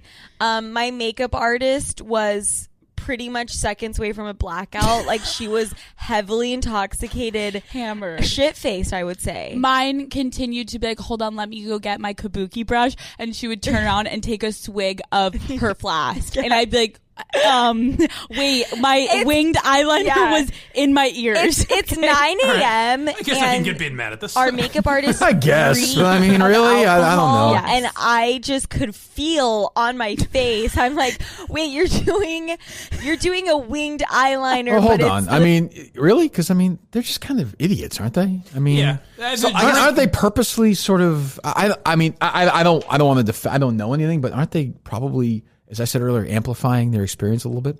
Yeah, but so this doesn't bother me because it's not the New York Post saying, "Hey, they said words they shouldn't say." It was they kind of attacked us, so we're going to attack. Yeah, them I back. have no problem. Yeah. No, it's fair for them to fire back. My assumption was that the columnist for the New York Post knows the makeup people. Oh, for sure. Oh, yeah, Yeah, for that sure. definitely comes across. I like. Plus, she wrote, "I've heard from sources they are intolerable egomaniacs with outsized impressions of themselves." They wrote. So she listens to Barstool Radio. I was gonna say. By the way, that is definitely. I've heard that from a lot of people in that building, but I'm not even sure they deny that. I don't know. I don't know them. I've never communicated with them. Obviously, No, I think that's part of their shtick. Yeah, I don't think they've. They definitely don't play along. Like, I mean, I know I make fun of Tommy, but the idea that they won't do shit with Tommy Smokes or whatever, it's like, isn't that kind of what you're supposed to do if you're part of Barstool? And also, I have to say, and I don't want to be this 20, but you don't read that a lot about guys. What do you mean? Like, oh, these huge egomaniacs. They're sort of it's easy to say about girls, like, oh, they're bitchy. you're saying, or they're, yeah. it's You mean like, it's kind of a second, like they would, kind the of equivalent of a man. Yeah, I don't think it'd this. be part of the story if Portnoy did that. I mean, it's just known. I don't Well, they know. would call. Yeah, maybe it's just known. They would call Portnoy, egomania, an Adderall-infused egomania, whatever the fuck they call them. Or... But spoiled podcast fembots attacked New York Post is pretty funny. I don't know. This isn't like we're in the Ritz-Carlton. No. Like, we are in a bar bathroom. In a dungy bar, Yeah. okay? And, like, these urinals had been there since, like, I don't even fucking remember what she was trying to tell me. Yeah, I don't know. I mean, I just saw it, and I saw a lot of people that had Kristen Fleming's back. I don't know, but I was like, it's a good little war. It's good for both. Seems strange. For the immediate reaction, it's going to be this usual bullshit that you get with Barstool, but then you realize it's kind of a personal. I mean, I know it's not for me. It does awesome. I couldn't listen to 10 seconds of that podcast. Holy shit. I mean, I'm out. Again, it's not for me. It's like Ellie. When I hear it, You're not the target demo. I cringe. Their energy is amazing. Just they keep up that pace, that talking, like call and repeat. How long the do entire they do show. it? How often do they do it? Well, 55 minutes. How often? They do it twice a week. Twice a week? Maybe once. Maybe. Is it I once? thought once, but I'm not sure. Yeah, maybe it is once a week. Incredible energy, yeah. 5 minutes once a week, how they do it. But good for them. But yeah, I don't know. I saw that and I was like, this seems bizarre to me. It's a lot. It's a lot to, I don't know. But let me just say, because the Steve thing threw me off again real quickly. So the Curtatone lawsuit has been dismissed. Of course. Yes. Congratulations. Thank you. Bravo. Quite a load off. My lawyer texted me that last night, and I swear to God, as I always say, I'd actually forgotten about it. It just shows you, how absurd this lawsuit was and how wrong. I don't report nothing unless it's fact. Thank you. I don't want to criticize Steve here because this is not the day to do that. Please but Steve did say that it didn't get the sense that the judge was on our side, as I recall. We left. I did not until I looked her up. After I saw that she was a Romney appointee, I said, okay, we're safe. Well, Romney's a Democrat, basically. Well, yeah, still. But yeah. But I remember being in the courtroom when the Barstool lawyer, who did an excellent job, not Mike Portnoy, the other one. I think they both did great. Absolutely. Yeah. He made a point about something. Remember her nodding. And I thought, well, we got this one. It's in the bag. So, ultimately, I read the decision this morning, and ultimately it was just basically, once we said this is being recorded, that's it. Right. Which we've been saying all along. And for this mayor of a city to sue somebody over this is so crazy. The thing is, not enough's been made of that. Idea. I mean, how much are you going to make? I get that. But well, just also remember this, Mike, before I forget. So I just did a search on me and Curtatone for just a news thing on Google, Yeah. Whole bunch of stories about the lawsuit when he sued me. No news yet. Oh, really? No. As of whatever, 7 o'clock this morning. Barstool Sports and Kirk Minihane win lawsuit. Yeah, there's been no no headline yet. I feel like that's Hey, Joe, how you doing? Hey, how's it going? Sorry it took so long to get back to you. No, that's no problem at all. I'm just gonna record this so we have it. Is that good? Just because I don't want to misquote you. Thank you, Joe, and then we're all set. Thank you, dummy, and off we go. It's really. I mean, Let's call. Can we call the Somerville mayor's office and see if we can get Joe on the phone for a comment after? Good, that'd be good. It's not illegal to say, "Hey, this is Kevin Cohn." It should be actually, but it's not. Yeah, I mean, everybody knew that, and this guy wanted to make a little noise, and he did, and it all because of towels, the hockey game. Yeah. I mean, it's a long backstory, and people listening now. You forget that's what that was about. I forgot what it was about until I read the thing yesterday. Some dummy Herald writer made a big deal out of it, and he had her back, remember? Yes. And then, Barstool jumped all over him, and he got what he wanted. I mean, Welcome to the City of Somerville's 311 call center. I mean, does it need a backstory because maybe some of us just don't know. I don't know. There are definitely some people that have no idea what it is, but it's easy enough to figure out. We spent no time talking about it. No. Yeah, I don't know. They're giving us a phone tree here. Even honestly, when I started coming in, I think we definitely talked about it one day because I came in. It was big when he sued me that day. I just started. But I think by the second week I was on, I don't think we ever talked about it. I mean, he's a dummy putting together a dummy lawsuit to get attention. Remember stupid lawyer, whatever that guy's name was. Yeah. Fucking scam artist. Did you mean Rafael Mira? It's a talk directory. Oh. His lawyer was walking by and I yelled at him with a megaphone and he goes, if you fall down, give me a call. It was actually not a bad line. What's his name? Lenny? Yes, Lenny Keston. Lenny Keston. Leonard. I think we discussed that. That's a very old name. You don't see a lot of kids with the name. Not a lot of Lennys anymore. No. What we got here, Steve? Trying to work through a phone tree. Please hold. Please hold. Okay. Why don't you call us Shirley? Go ahead, do your Shirley impression, and we'll get the mayor because we shouldn't use Kevin Cullinane again. Mayor Curtatone, Steve's thinking about Curtatone's office. Veronica speaking. How can I help you? Hi, can I talk to the mayor, please? Is he around? He's actually in a meeting. Can I help you with something or take a message? There's a Kevin Cullinane calling from the Boston Globe. I just want to get a comment on that lawsuit against that punk Minihane kid there. All right, let me transfer to our communications department. Okay, They deal with you'll all the press. okay, yeah, you'll have the tape. Thanks. I think you have to say it before. Oh, we have to get rid of that? Probably. What, they gonna sue us again? Lest we be sued again. Let them do it. I don't care. Who cares?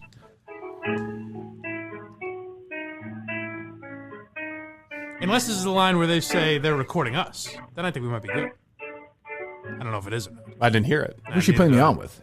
I have no idea. Communications director or something. I've dealt with these characters before. No kidding. Or should I say Ev Singleton has. I do apologize. The communications director, Denise Taylor's not at her desk. Do Okay. you want to send it? No, that's fine. Just, I gotta make sure you just so you know you're being recorded, just because that's how we do it for the stories and stuff. Sure. Do you want me to give you the email? Sure. Yeah, that'd be great. Thanks. Thanks All a right. lot there. It's media Media. at somervillema.gov. Oh, sorry, got no war wound there. What's the last one? GOP? You guys ain't no Republicans, are you? G as in George, O as in Georgia. Oscar, V as in Victor. George, my brother, got it. Miss him so much. Thank you. God bless you. Well, we Not tried. even a goodbye. Does Kevin Cullen have some sort of disability? Yes, from the war. Oh, okay. Yeah. What did you say? You were in a what? I was in a whirlwind there or something? You said something I couldn't quite make out. War wound, I think. Yeah. It's the war wound. Yeah. Okay, all right. Yeah, war wound. Okay. Yeah. Sarajevo. She agreed to be recorded there, Steve. She did, yes. She did. Yeah, so there you go. We're safe. Let him sue us. Oh, shit. I don't really.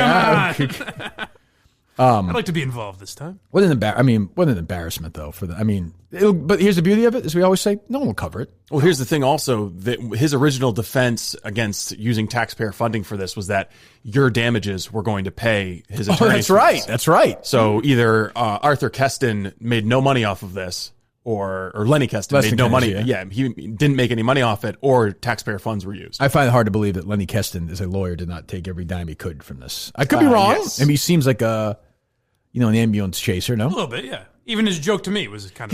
He's actually defended some of the Mass State Troopers who are whistleblowers against some of the corruption scandals that were last week. Good for him. He does some good work. But I'm sure he does. This seems like a... beneath, Yeah. But it was a big loss for them and a big win for me. A lot of wins this week for me. Yeah. Red Sox, Curtatone.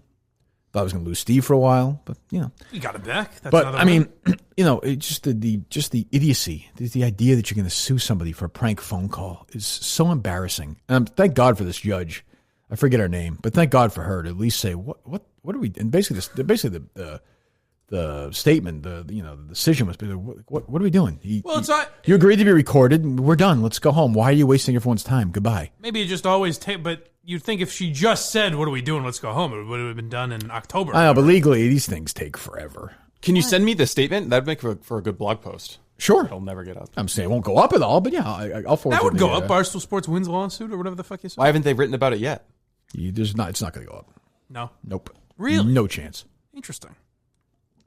0. Well, you'll find out today. Oh, you don't think it'll go up today? Folks, if you're listening right now. No. Even if we write it? No. Huh. I mean, I could be wrong. Want me to forward you the email you're saying? Yeah. Yeah, sure. Let me see here. What are you saying, Mike? I would think Barstool Sports winning a lawsuit would go up. I'm curious why you think otherwise. This is funny. Patch.com, the most recent story written about it is from Patch.com, and you're the number one item under Most searched. 2019's defining moments. There's not going to be any follow-up journalism on it, but it was a defining moment of 2019. I remember I saw that on all the years in review on CNN and... Oh, a huge story. Yeah. Yeah, I'll forward that to you. I mean, I just think, it's also involves Barstool and Portland. It's not just me. That's kind of my point. Yeah. That's why I think it would go up. You think Portnoy would want to lead with it? How many times have we done this? We're like, oh, it'll go up. I don't trust it'll go up. Well, if I'm wrong, I'm wrong. I don't know. We did slip one by him yesterday. What was that? Mike wrote a blog. He did? Oh, yeah. Hold on. What blog was that? The Steve You one? think all those misspellings were Steve Robinson? I didn't think see not. it. Oh, you must have had joy pounding out that story, huh? Well, he asked me to. I didn't want to do it. He didn't hesitate when I asked. That's a good journalist does the stories he doesn't even want to. I thought as an external observer, he would have read it better. Would it hurt you too much to write it? Yeah, maybe. Yeah. I also, I mean, I didn't post it under my own name. It would look weird. What was it under? The Kirk Minihane Show? Yeah. Oh, okay. I think that was more Steve didn't want to an unbiased. He wanted an unbiased opinion. Why they ask you then? Well, come on. I'm as unbiased as it gets around here. I guess. Oh, that's it. Wow, look at that. Snuck one by, huh? That's right. You hear that, Dave? Don't tell K. Marco, Mikey. You hear that, K. Marco? I can never figure out if we're going to be done with Barstool, if they're going to be done with us. I wake up every day thinking, well, maybe they'll just be done with us this week. Yeah. We'll go do something else. And, maybe that's the case. I don't know. I think in an odd way they like you. But yet you talk to Dave and Erica, and they're not going to lie to you. And they're like, you're doing a great job. We love you guys. But at the same time, you're thinking, well, what are you doing?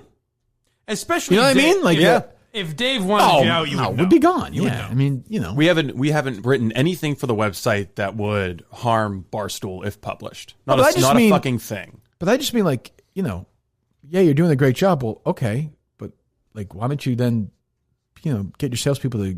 It's just weird. I don't know. Maybe we'll figure it out. Maybe we won't. Maybe we'll just. I think that's the most frustrating thing about it is that it's inexplicable. Right. Maybe just their basic motivations to make more money and be successful as a company would want them to have this part of the company be successful. I would think. It's inconsistent because, Tucker goes up because obviously Portnoy is friends with it, so that would look hypocritical. But it's like, is there anyone that watches Tucker Carlson that hates Donald Trump Jr.? I don't know. I don't even know. Yeah, I don't know. I do know this, though, that if, as I said earlier, the idea of me firing Steve would never happen. I wouldn't do that. I mean, unless he did something fireable, which he's never done, nor done anything close to under my watch. Sure. I was in the clubhouse all the time raping boys. If I were Gerald R. Callahan and my producer, just think of it from a Kirk Minihane perspective. All right, Kirky, shut up for a second, would you? Can I talk now, Jerry, or no?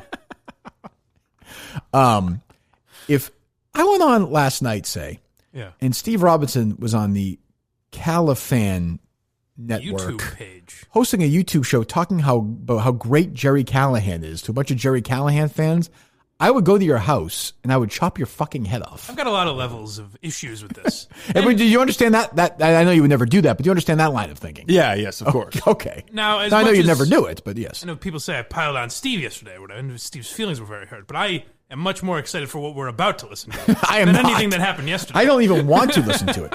So, Cullinane, Jerry always says this to me, always. Whenever we talk almost every day now, Jerry. It's almost like the old days. And he talks about how much Cullinane loves me. Mm-hmm. And on the show, I listened yesterday, actually. I always did. Oh, I'm going to listen to that. I always deny that, but maybe I'm starting to think it's true. Oh, he's a big fan of yours. He's a fan of your work. Right. But he hosts, he's producing another man's podcast. Yes. I think he had the third largest erection yesterday. I think if not even just the Steve stuff, I think if we were talking about hiring a second producer with Steve need help or whatever, I think Steve would quit Jerry in a second to come do this. I'm sorry, Dave. And I don't want to do that, But he would, whether you want to. I'm just saying that's a fact. I think. I don't know that, but I also don't want that. I'm glad that they're together, and I hope they do. I hope that podcast is awesome. I don't care, but I heard Cullinane do this yesterday, and he got T.J. Hubbard and Steve from Providence and Chris from Wakefield and somebody else. I forget who it was. Also, there's a category on the Kirk Minihane Show YouTube under Great Thinkers. There are episodes of Great Thinkers up there.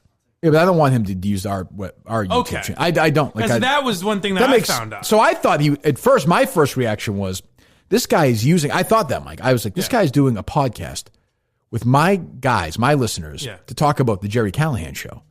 I was about to lose my shit. He circumvented that. He sure did. To talk about how awesome I was. It was just it seemed very strange to me, no? Yes, but at least it was a great episode. Oh, my God. At least it was great. All right, we are live on the Minihane Show YouTube page. How's the hair looking? How's the facial hair looking, more importantly? I need to shave this. This is kind of growing in. Big show today. Steve got the living shit kicked out of him. Not something I enjoyed personally. I'm a Steve guy. So we're going to talk about that on Great Thinkers. Like, oh, this is great feud. We're going to talk about, did we like the show part. specifically? Do we think it's one of the best shows to date? Just the fact that I'm teasing that, I think you think you know what I think. And then we're going to talk about, did Steve deserve to take the beating that he did based on, the fact that he didn't provide the audio today, which is kind of egregious, I know. and we'll talk about it. But either way, this is great. His kid on his lap. That is his child. On his lap. And the other kid is in the background. Strapped to his stomach. Yeah. Oh, really? Yes. And the other kid's in the background doing, what the fuck is he doing? I don't mean to play the sound of it, really. But it's more, if I'm Gerry, I don't know. I'd be pissed. Yeah, it's weird. But This I guess. is weird. Do you think he cleared it with Jerry? Do you think he's No, Gerry didn't know about it. Oh, Jerry didn't know. Yeah, he's like, what? He didn't care, really. But he's like, what the fuck's wrong with him? That's very bizarre. But my favorite part was more the interact, not the fact that he was doing it. It was him yelling at his kids during it. It's just strange. The fact that the sound didn't work. The fact that Dave still feels the need to insult himself the entire time. It was all, I think, a brilliant 10 minutes of. My takeaway is, why does Dave think anyone cares what he thinks on this? Like, go produce your own podcast. Jesus. At least That's 4 why to 5 he brought in people Chris reach out from to him. Wakefield and TJ Hubbard. Yeah, I mean, isn't that kind of what you do now? Yes. It's over, Dave. It's over. You get your own podcast. I'm sorry that, if it's clicking or not clicking with an audience, there's a bigger audience, great, small audience, whatever. Go do a fucking round table or Great Thinkers about the Callahan show. I would also say you should Isn't limit that what you should be doing? You should limit it to maybe 2 or 3 guests, because if you have 5 or 6, it's everyone that would have been watching is now on the show. That's true, too. It was like 6 minutes, too. It should have been 1 minute. Yeah. But, I mean, he's... Okay, so today, in my opinion, the greatest show today. All right. I'm doing something. That's my. There we go. I can't. I got him on listening. But I'm doing something. I mean, shouldn't he do a Callahan roundtable show? Sure. You would think, yeah. Man, there would be 3 blank screens, but so what? Well, no, it'd be the same people. That's true. Like, I didn't listen to that one. Jerry would be the first person co-hosting his own fan podcast. The consultant. But let's go around the room. I would like to hear that. Is the podcast between Dave and the consultant, like a post-show podcast? Absolutely. But I thought I just found that very strange. Also, I saw there was this thread going on. How about this piece of gossip? I swear to God, I don't know if this is true or not. Okay. Some of the Minifans have come to the conclusion that Ned Snark is Adam Minihane. No, that's not true. It's not. Okay. Ned Snark has reached out to me and said he can do a Mike and the Minifans from Miami. Okay. So good. Okay. Definitely. It did not add up to me either. I think Adam would have told me that. But they were deep diving this on birthdays and passwords and addresses and everything. I think they're wrong. Unless it's been a very, very long running gambit. I do not think that's And the other thing was, Kirk always says Ned Snark is like this nod. I can tell you, I just think the name's funny. Right. Obviously, everyone knows Adam is reverse Minihane. That's true. Yes, he's Kirk's desk. I didn't want to ask my brother. Unless Adam is psychotic to the point where he would reach out to me and say, "Hey, I live so and so far away from Miami." It'd have to be a long running. He does not live in Miami. Yeah. I can tell you that. Yeah. Okay, so that's a no. No, I don't think so. Adam did reach out, by the way, yesterday. Why? Just sent me a text. About what? With some kind, reassuring words. He did? Oh, Yeah. boy. What did he say? What a pussy. Was he like nice? Said I've got good coverage. Yeah, he was nice. Hold on a second. Fucking Adam. Read that. That was another great part yesterday when we called the wrong Adam. He said, just some guy. You may have shitty instincts, but I still like you more than Mike. Well, that's fair. Adam. It's true. Now, why we don't say mean-spirited things about me on this show? I wasn't saying them. I was just reading them. I know, but it shouldn't be on the air. I'm thinking we should. We'll get rid of that. Thank you. What else we got? The CCK sound from yesterday with Jared. Oh, that too, yeah. Oh, this was weird. Yes. Did you hear? I tweeted out. Did you hear it or no? I did not. I saw Ned Snark. Jesus. Deke Zucker. Deke Zucker. Yeah. I saw Deke Zucker. I retweeted. I don't know if you saw the Portnoy one talking about homegrown. Yeah, how he just wants to go homegrown podcast from now on. Yeah. Like, we just brought in a different guy today. The day he brought in Florentine, he's saying. Yeah, well, he's saying those guys aren't homegrown, but the guys you want in the office every day, you want to be homegrown. Oh, so he's saying guys like us he's okay with. Yeah. Oh. I think he's saying... I was confused by it. I think he's saying you wouldn't bring in Jim Florentine to be in the office every day. Oh. I think is what that actually is... Okay, I misinterpreted that. Yeah. I think you're right, and that makes sense, actually. Because it's true. I mean, what the fuck would I do with it every day? Right. It makes no sense. That actually makes sense. I didn't hear this. I saw it. I mean, maybe you'll feel different. It felt very passive-aggressive and weird, like Feidelberg was defending Dave in some weird roundabout way. So I read it. I didn't have any problem with it. I thought it was kind of funny. But, let me hear it's kind of a funny point. We get 3 cuts. It starts out with a call from Evan. But Evan, what do you got on the Red Sox? Oh. Hey, guys. Big fan of the show. I've got 2 questions for Carabas. I don't know if you all saw the Kirk Minihane periscopes yesterday from outside of Fenway. Yes. basically, he was denied entrance to the press conference about Alex Cora. The cops were called. It was really just a disgrace to the Boston Red Sox organization. So I was wondering, Jared, how do you respond to the claims that you were the rat who called the cops on Kirk? And B, what time is it in North Dakota right now? I don't know if that's like a Kirk Minihane bit, but to the first question, I'm willing to submit my call log, my cell phone call log to Kirk Minihane. He can have those records. He actually, I think I was on his show that morning, and he said he was going to do it. Right. But no, I didn't even know that you were tipped off. that he was there at the time. So no, I didn't. I believe the security called the cops on Kirk Minihane. I was told security. How did did not you know call. that?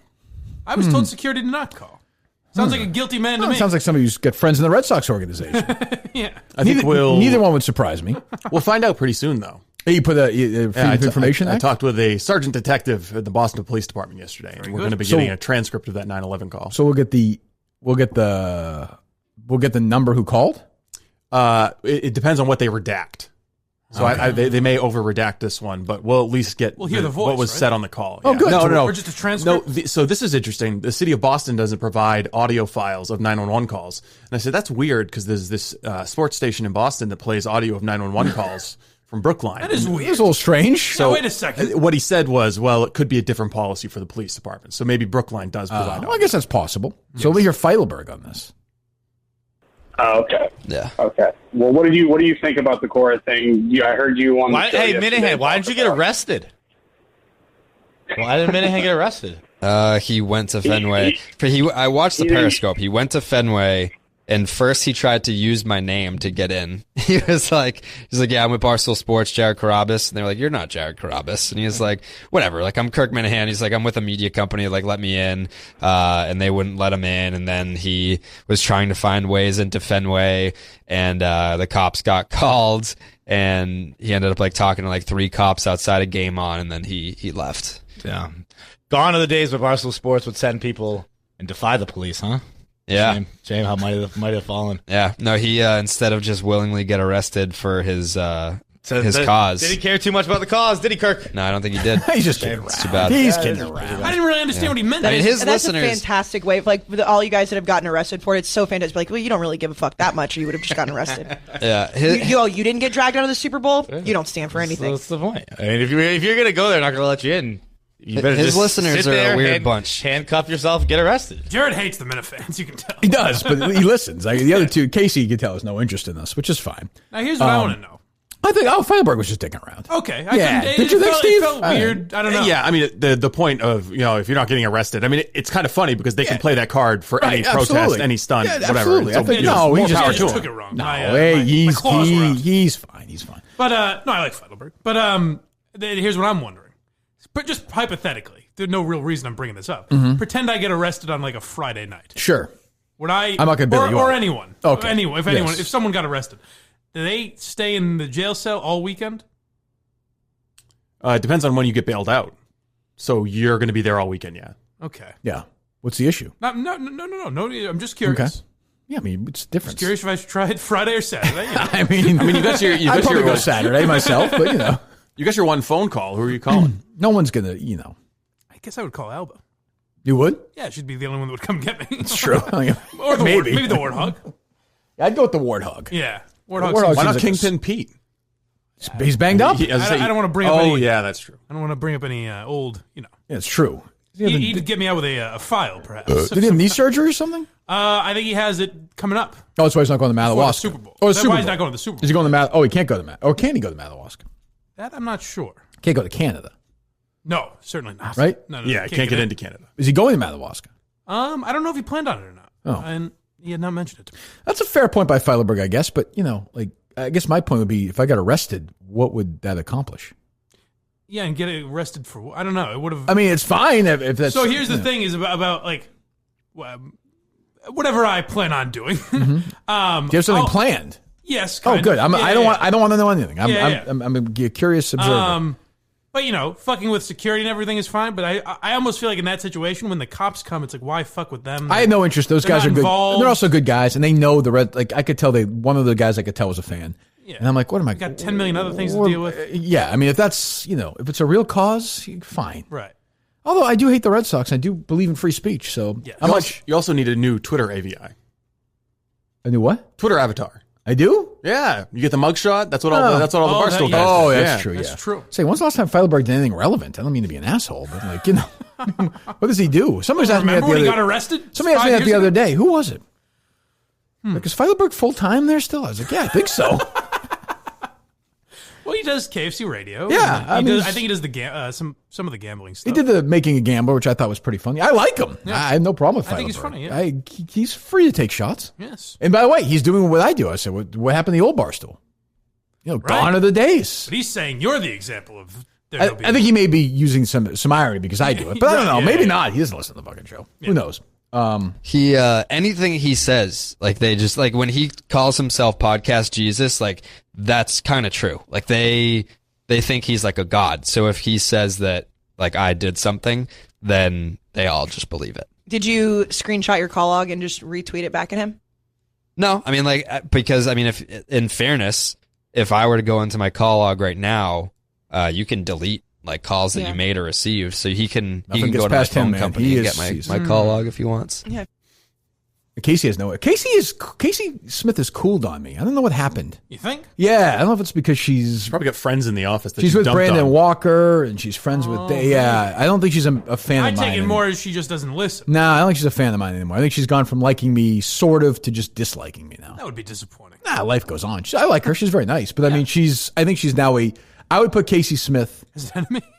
No, absolutely not. Not yet. Who knows, right? I'd put Casey Smith and the people at Barstool who don't like Kirk Minahan anymore. Really? Yes. I'd be surprised by that. But she's going to deny it. You have a better sense than I do. I know which way the wind blows. Right. I would say that. I would say, once again, for KMS quotes, I would put Casey Smith in the category of people who don't like Kirk Minahan at Barstool.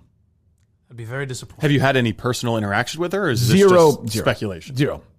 Complete speculation. But I know I can tell body language. Right. You know, from I that can tell voice, from the audio. Yeah, I can even tell voice inflection, and that. Well, she can. Fine, you know, great. I mean, but you know, I like her. I'm sure I'll see her in Miami. You're already getting defended. Fine, if you hate me. I mean, plenty of people hate me. It's not a big deal to me. Right. You know, and I can only imagine. You know, but. Plenty of people hate you more than big deal. Casey Smith doesn't like you. Plenty of bigger names hate you. That's certainly true. Yeah, so get out of here. And I like Casey. It's too bad. Stop taunting this. Too man, bad that she's turned against me. It really is too bad that she's been doing what she's doing at Barstool against me now. Too bad. That is too bad. Mount Mojo is not too bad. It's good. Good. Uses cool and fun gear to promote sexual health awareness by removing the awkwardness from buying condoms. 50% of all sales, by the way, community health organizations and universities. Each line. Online apparel purchase comes with a free 6-pack of Mount Mojo condoms to help you be prepared. Go to mtmojo.com. MTMojo right now and get 10% off and use the promo code KIRK1. Minifans, you want to help out yourself, help out your sex life. You don't have any more kids, for Christ's sakes. Who does? mtmojo.com, 10% off. Use the promo code KIRK1. Kirk, the number 1. Not O-N-E, the number 1. MTMojo right now. You get 10% off. Subscription starts, by the way, at $3.89 a month. With one-time buys also available in each pack, 6, 12, or 24 packs with free delivery and custom condom case included. So go to mtmojo.com right now and get 10% off with the promo code Kirk and the number 1.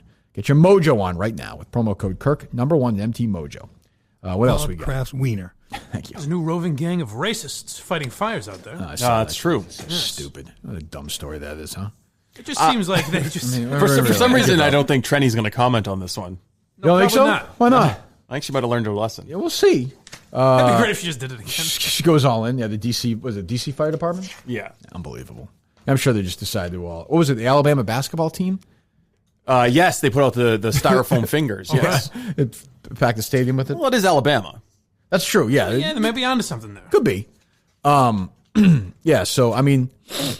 I don't know, it's gonna be. I think next week's gonna be an interesting week in the Minihane world. The Minifan world is. You think next week will be? Well, I think there's a storm brewing with us in Barstool. I think we're kind of coming. Oh, really? A little bit coming to a head here.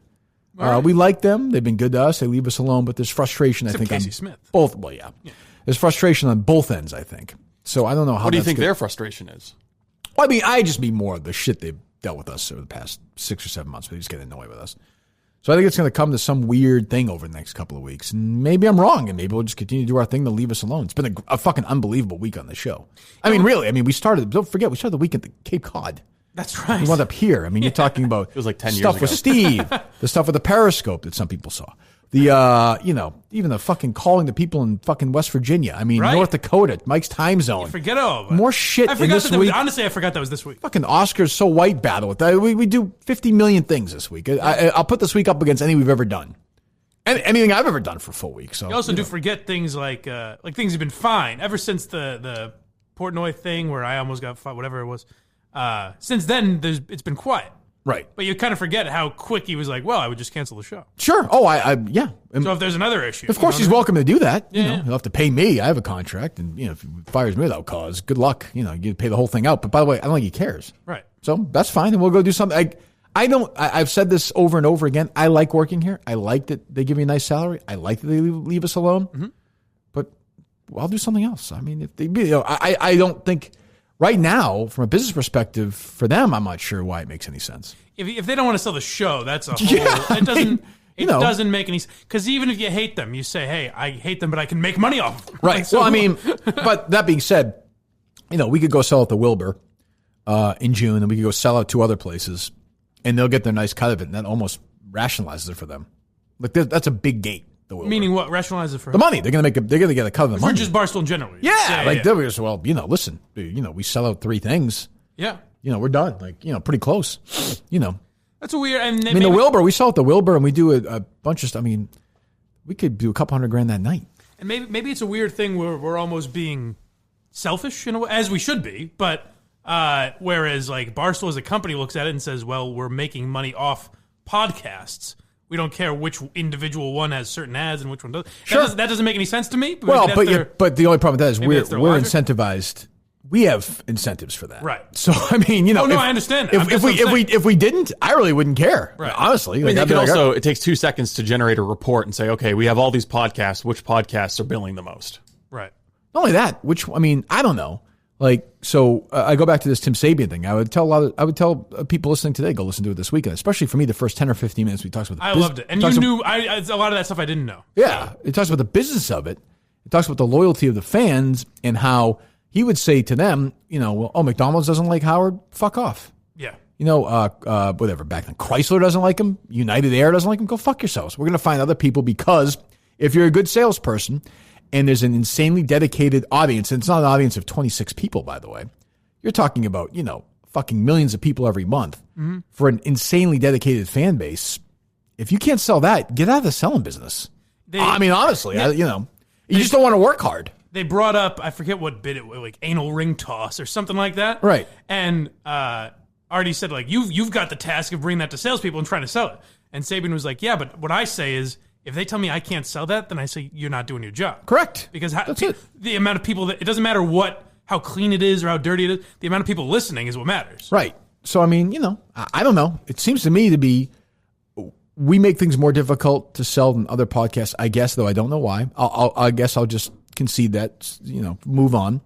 But so what? Go work a little bit. They don't want to. So we're going to find people on our own that will. And we'll just create our own little network within this network. No problem. I'm glad we came to that conclusion today. That makes sense to me. There we go. Something good, a little positive, a little sunlight through the darkness. Steve, go ahead. What were you going to say? I was just going to say, doesn't Barstool Radio do some things that are hard, that make it hard to sell? Doesn't Call Her Daddy? I would think all of them do. I mean, truthfully, no one's listening to Barstool Radio, so it doesn't really matter. I mean, I'm not trying to be an asshole here, but I think that's probably true. We think people listen.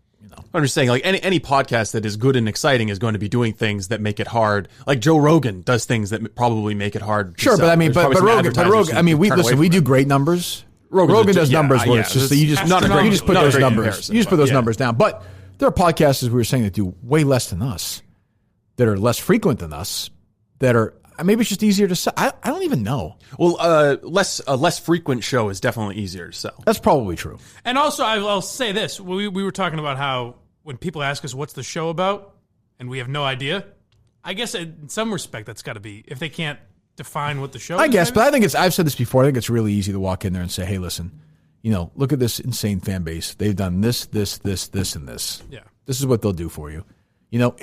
And they said the thing was Stern, and that's who I learned a lot of it from. This idea when you do ad reads, it turns into a conversation.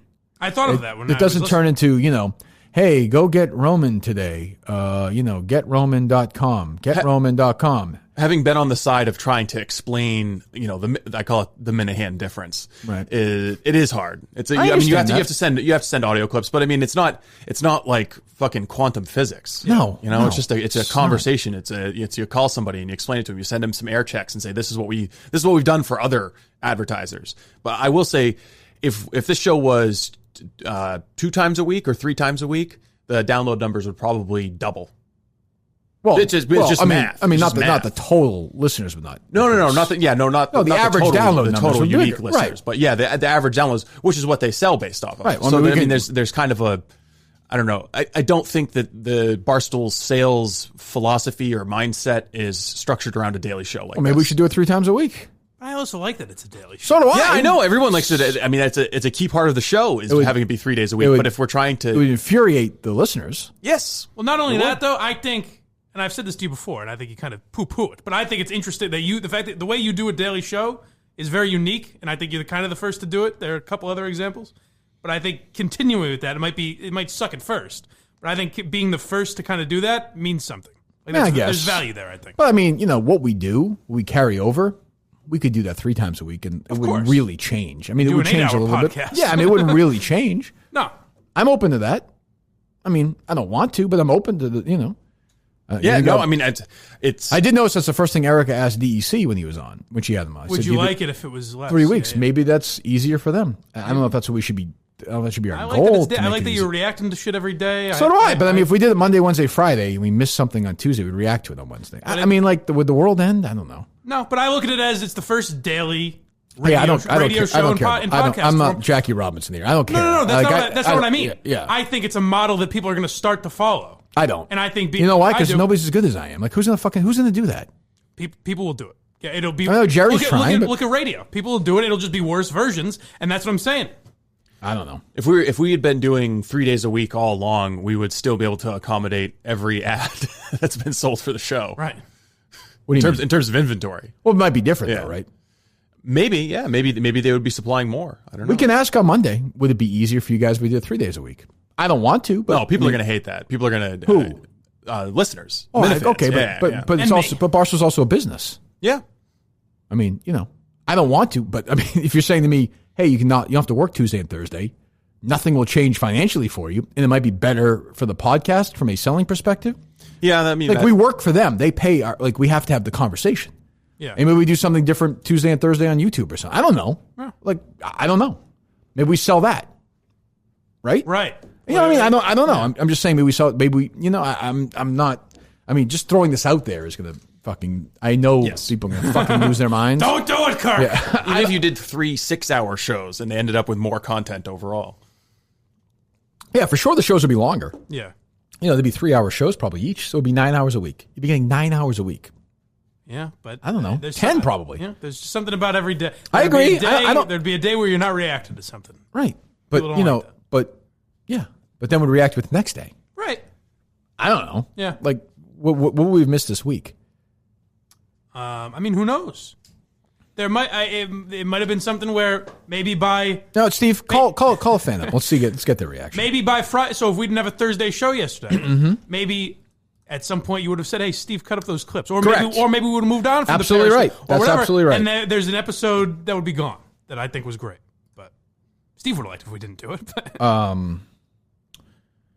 That's true. No, that's totally true. What you got, Steve? We're going to call Welcome to Friartown.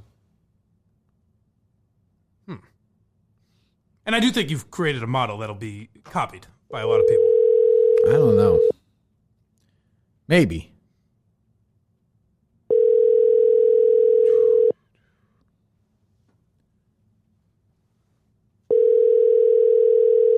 Come on, Friartown. We need you in these trying times.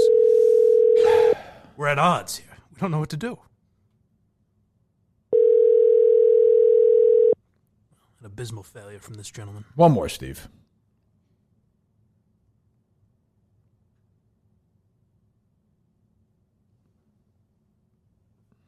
Yeah, I don't know. I'll be curious. I mean, talk about it Monday. Yeah. Oh, the fucking listeners are going to be pissed about that. They're going to be fucking I honestly, I think saying, hey, just do it how, pardon my take, does it, where it's less times a week, I think that's almost a lack of vision. Hello. I think there's a benefit to doing it 5 times. Hey, who's this? This is Chris. Chris, it's Kirk Minihane. How are you?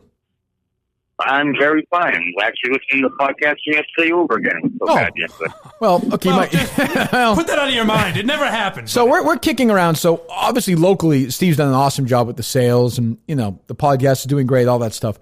We're frustrated with Barstool from a corporate sales perspective. We're going to have a meeting with them Monday. I think there's a chance, a really good chance. One of the things they're going to tell us is if we did 3 days a week instead of 5 days a week, it'd be easier for them to sell. On the scale from 1 to 10, 10 being the most upset, how upset would you be if the podcast was just 3 days a week? 100. Okay. They don't sell for 5 fucking days. Okay. What the hell is going to sell for 3 days? It's hard. Hear It's the hard. fire and Thank you, Chris, I'm with you, buddy. Chris, thanks, buddy. Thanks. All right. Well, all right. We'll try somebody else. We're gonna stay here until somebody wants it to be 3 days a week. Until they want 1 day a week instead of 5 days. Well, I mean, I don't disagree with that, but I'm trying to keep an open mind. That's all. And I mean, look at, again, we do the show yesterday. Steve has 3 days to cool off, or however it would be. Maybe he's not as mad. No. Maybe we don't have the first 40 minutes. I understand. I'm just saying I want to hear their perspective on it. Been forwarded to an automatic voice. We're not going to get it if they don't start answering your phones, Minifan. I need backup here. How many numbers did you got yesterday, Steve? 200? That was Adam's burner account I tried to call. I mean,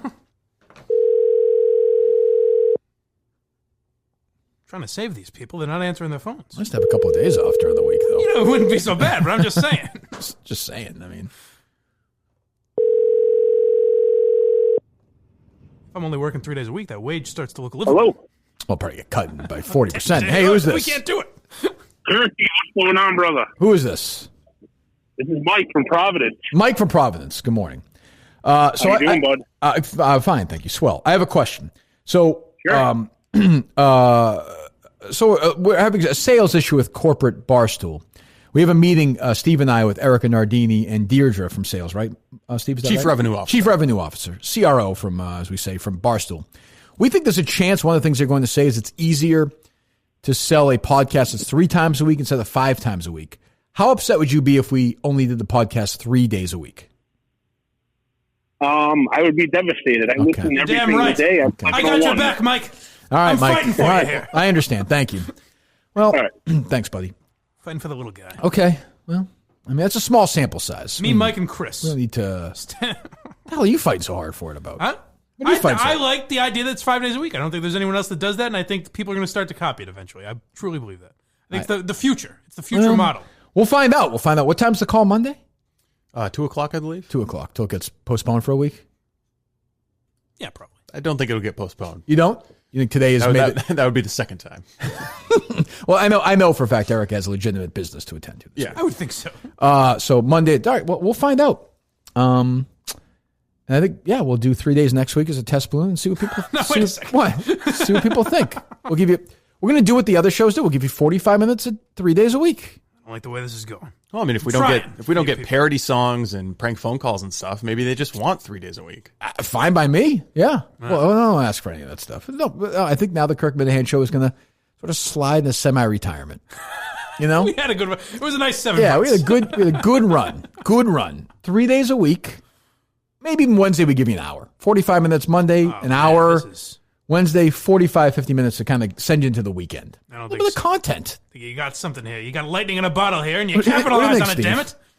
I mean, I could use 2 days off. Oh, Yeah, right. I mean, you'd be a lot Come more on, time. guys. Be a lot more your time plate. to get the sound. Right. That's what I'm saying. Mike was just saying the bill from Milton's the other day at lunch that this, where I forget where you said it too on the, this is we're doing some serious numbers here, some holy shit download numbers, considering Yes. but that's okay. Like we just, it was a good run. No. I'm saying these are the numbers you get in your first 7. We're less than a year into this thing. I've enjoyed it. Come on. Should we rename it the Kirk No. Minihane Podcast now that we're moving into this new phase? No, it's a show. You want people to think of it as a show. It's every day, baby. Yeah, It's a buzz every day. There's interactive every fucking day. You got this. Yeah. Who needs it? I don't like this. I like warm weather. I like those Tuesday tea times. What I like. This is Stern-esque. I'm hearing a. You know what we should do, honestly? Now you're just really for the following summer. Howard Stern model. Let's start the show at noon. It's easier for everyone. We get out of here at 12:45. come on. Steve, post it whenever you want. Post it by 5, 6 o'clock at night, or whenever we should be going the other way. We should be looking how do we get live every day? That's what we should be looking at. No thanks. I'm fine with that. Well, it's been a good run. So this is the last 5-day week will work. That's pretty exciting. This guy quitting. You want to do less? I'm the only one that wants to do this show. Congratulations. When did that happen? You come in Tuesday and Thursday and do the show yourself. That's an idea. Yeah, it's fine with me. I will start. Now that'll really infuriate salespeople. I mean, this is great. Steve came in, kind of complained. He got 2 days off a week now. That's not so bad. Man. And he got a sales guy. You're all set. Jeez, anything else you want me to do for you? Squeaky wheel gets the grease. That's what you do. You pout a little bit in the mic. Yeah, it's a power move. Good, smart move right there. I don't like the way this is going. I like these Thursdays. That's what I like. Yeah. Well, my grandfather always told me he would work Saturdays and take Wednesdays off. Break the week in half. Mm-hmm. Genius. That's what he taught me. Where's he now? He's alive. Yeah, you doing all right? Yeah. Good for him.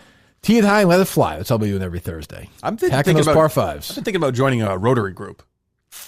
I'm not going to criticize that today. Service above self. Today's not the day to make fun of that. That's a normal thing for a 30-year-old man to say. I can see you being a 30-year-old Rotarian. I think that sounds about right for you. I spoke at Rotary Club a couple of times. I encourage you. Good people. They pass the hat around.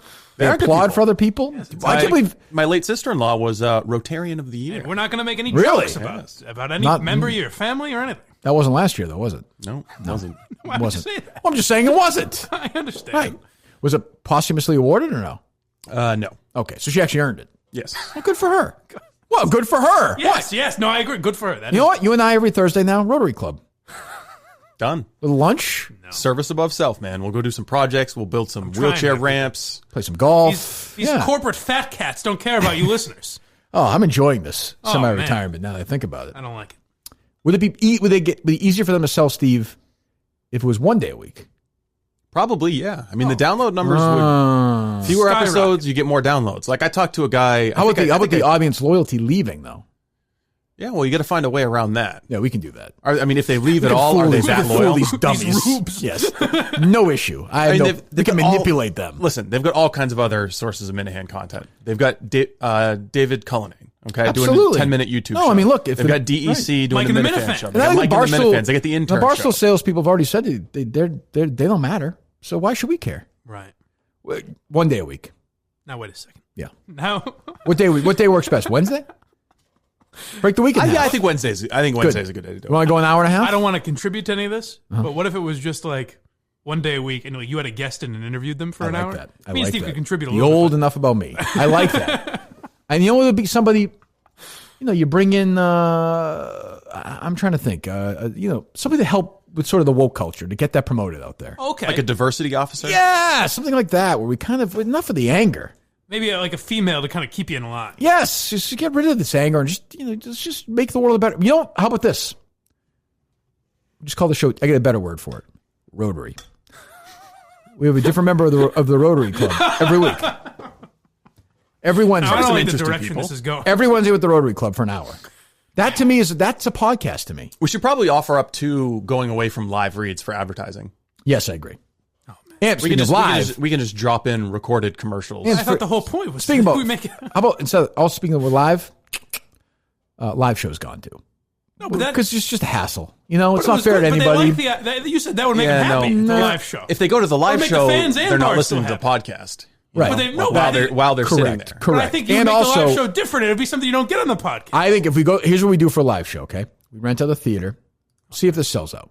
Rent out the theater, big screen drops down, and it's just the video of me interviewing a Rotary guy, a Rotarian. No, but that I think would sell out. Get that anywhere else. I don't know. I haven't seen a show like that. You could get me interviewing a member of the Rotary Club anywhere else? Remember you said you had all these ideas. You woke up in a cold sweat with ideas for the Wilbur show. Who needs it? Who needs ideas? No, but it's innovative. Ideas, schmideas. You're creating something here. We were on a roll, baby. We were firing on all cylinders. It's time to put this baby to sleep. No. I think it's time to take a drive over to the old clinic and put this thing away. I'm fighting for you guys. Flush it down the toilet, if you will. Unfortunately, I think we've. The guy with is that graphic enough? The guy with the quietest voice. I can't is say the one fighting for you. I can't say it to the Rotary Club guy, can I? I'm sure there's probably plenty of pro-abortion. How would the name of the show? the sass show, right? Why is that? Where you think it's sassy at first, but it's actually service above self. Okay. Well, I like it. You like that, don't you? I like it. Yeah. Well, don't want to get made fun of on that. We do quite a bit of charity here. Oh, look, I'm looking at right now. I mean, there's no question. Now, wait a second. But why don't we dump the loser and bring in the Rotary? I'm still right here. Out with the blind and in with the sass.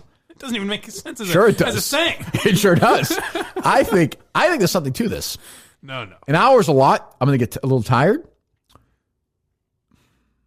But 5 minutes of that is pre-recorded commercials. If you think about it. Yeah, we start the show with all the pre-recorded commercials. We get those out of the way. But the point of the commercials. we break them up mid-joke. Yeah. You hear the setup, right. then the commercial, and I'll do the. Hey, Steve, knock it off. Hold on a second. Not even that's too. No. I'll say we're going to get back to this gentleman here in a minute, but first let me read your word for my friends at, and then do the read as it's written, and then get back to the guest. Shut up for a second, would you? The whole what people like listening to your ads because you don't do it. Not enough. I'm not getting that from corporate and Barstool. I don't think so. No. I think we're gonna give you a little bit of sass. This is not the way to go. A little bit of sass. You're the little guy building up. You don't go the direction of the other people. The numbers are already great, but let's start from scratch again. And let's see how many people want to listen to an hour-long show once a week with me interviewing a different Rotarian around the country. I left all my fight out there, gang. This is all I had. I mean, you could still do the Mike and the Minifans, but it has to be. What are we going to talk about? Well, it's got to be different Rotarians. Oh, man. Yeah. And it can't be anything about, it's just got to be how much the Rotary Club does for people. Right. Given how much trouble relatively young Minifans have getting their cameras up, I'm sure the 60-year-old Rotarians will be technologically flawless. Well, we're not going to criticize them. We're trying to make this world a better, what's service above self? I will say, no, the thing is, they don't have trouble getting their cameras on. They don't want to be seen. So the Rotarians might be more willing to. Yeah, they're good people. Put their faces up there. I'm excited about this. I like this new direction of the show. We're going to pitch it Monday. We'll start with 3 days a week just to dangle it, but we'll get down to 1 day a week. Right. And it could even be a monthly show. Now, wait a second. Well, it's up to them. I mean, Ronan Farrell probably got a good bit of money for that 12-part series. We're getting into territory where I can't quite justify my job here. I mean, I think this, we'll just we'll throw it out there because we're trying to be cooperative, right? Trying to be team players. Team players, yeah. We're not inflexible. We'll see what happens. We'll talk to like you. Not being the team players, just going railing against the man. Remember those days? Do what you have to do this weekend. We'll be off for 2 days, which will give us a nice way to prepare for that. I feel like this new show won't play And then we'll talk to you Monday. Do you want to go out with a parody song? Nah, I think we're good. Is it about you? No, it's about Riggs. Yes, I do. You still got it, folks.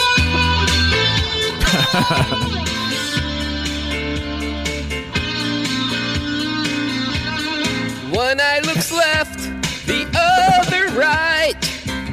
He can see up and down at the same exact time. Oh, Riggs, no talent guy. I got a question for you. What does Portnoy's ass taste like? This is not nice. Probably pizza and blow. Wipe Dave's shit off your nose. Your lazy eye. It's freaky, dude. Looking at both sides of the room. Your lazy eye. I'm so confused. Your crazy eyes. Your views are skewed, views are skewed, views are skewed. No, and in strange ways, kind of making fun of me. Talking golf and stuff. You went to Harvard, but you look like you took the short bus. Tell me, was it good? The last time you went and you sucked off Tiger Woods. I can't get over those eyes. It's such a disturbing sight. Your lazy eye. It's freaky, dude. Which one should I look into? Lazy eye. I'm so confused.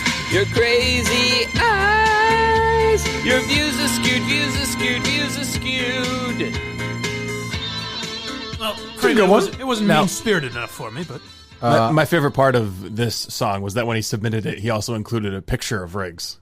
Oh, it's nice. So I would know what he was talking about. I assume his eyes were not fixed in that picture. It was not post-surgery. No. No. Well, I mean, again, you want to criticize other people. I like it. It's funny. It upsets people. We like to laugh. Well, it gets people upset. People are sensitive. I don't want to trigger anybody either. We had a laugh this morning. He was upset here. We talked it out. We got through it. So what do we? Service about how does how do we apply to the Rotary Club? I think you have to have someone sponsor you. Excellent. I know somebody who's a Rotarian. I used to speak at this Rotary Club in the North Shore for a couple of years. I don't speak to them every year. They're very nice people. You have to attend pretty frequently. I think they keep attendance if you don't attend. Steve, we got 4 days a week with nothing to do. 6 days a week with nothing to do. I mean, well, so you know what? We're gonna have to look on the schedule because every Rotary group meets on a different day of the week. Yeah. Some meet like Thursday, some on Saturday, that kind of thing. So we'll have to find out when like the Winchester Rotary, when the Boston Rotary meet, and then schedule the podcast around that. Consider deleting all social media. I just think it's dangerous. I just think it's not a helpful tool. Unproductive. Except for that's our only promotional tool. Yeah, we should TikTok. We'll go TikTok exclusive. Yeah, we can TikTok. What are we going to do you can promote on TikTok? Well, there's no service on social media. I mean, if we're on social media, it should be strictly to promote the Rotarians out there. Now, not that I'm showing any interest in this. Mm-hmm. What exactly is a Rotary Club? Well, you're going to find out Monday. We're going to talk about it in depth. Good tease, Mike. We're going to talk about that and that only on Monday. This was pretty reprehensible. I don't know how it can be anybody's idea of humor.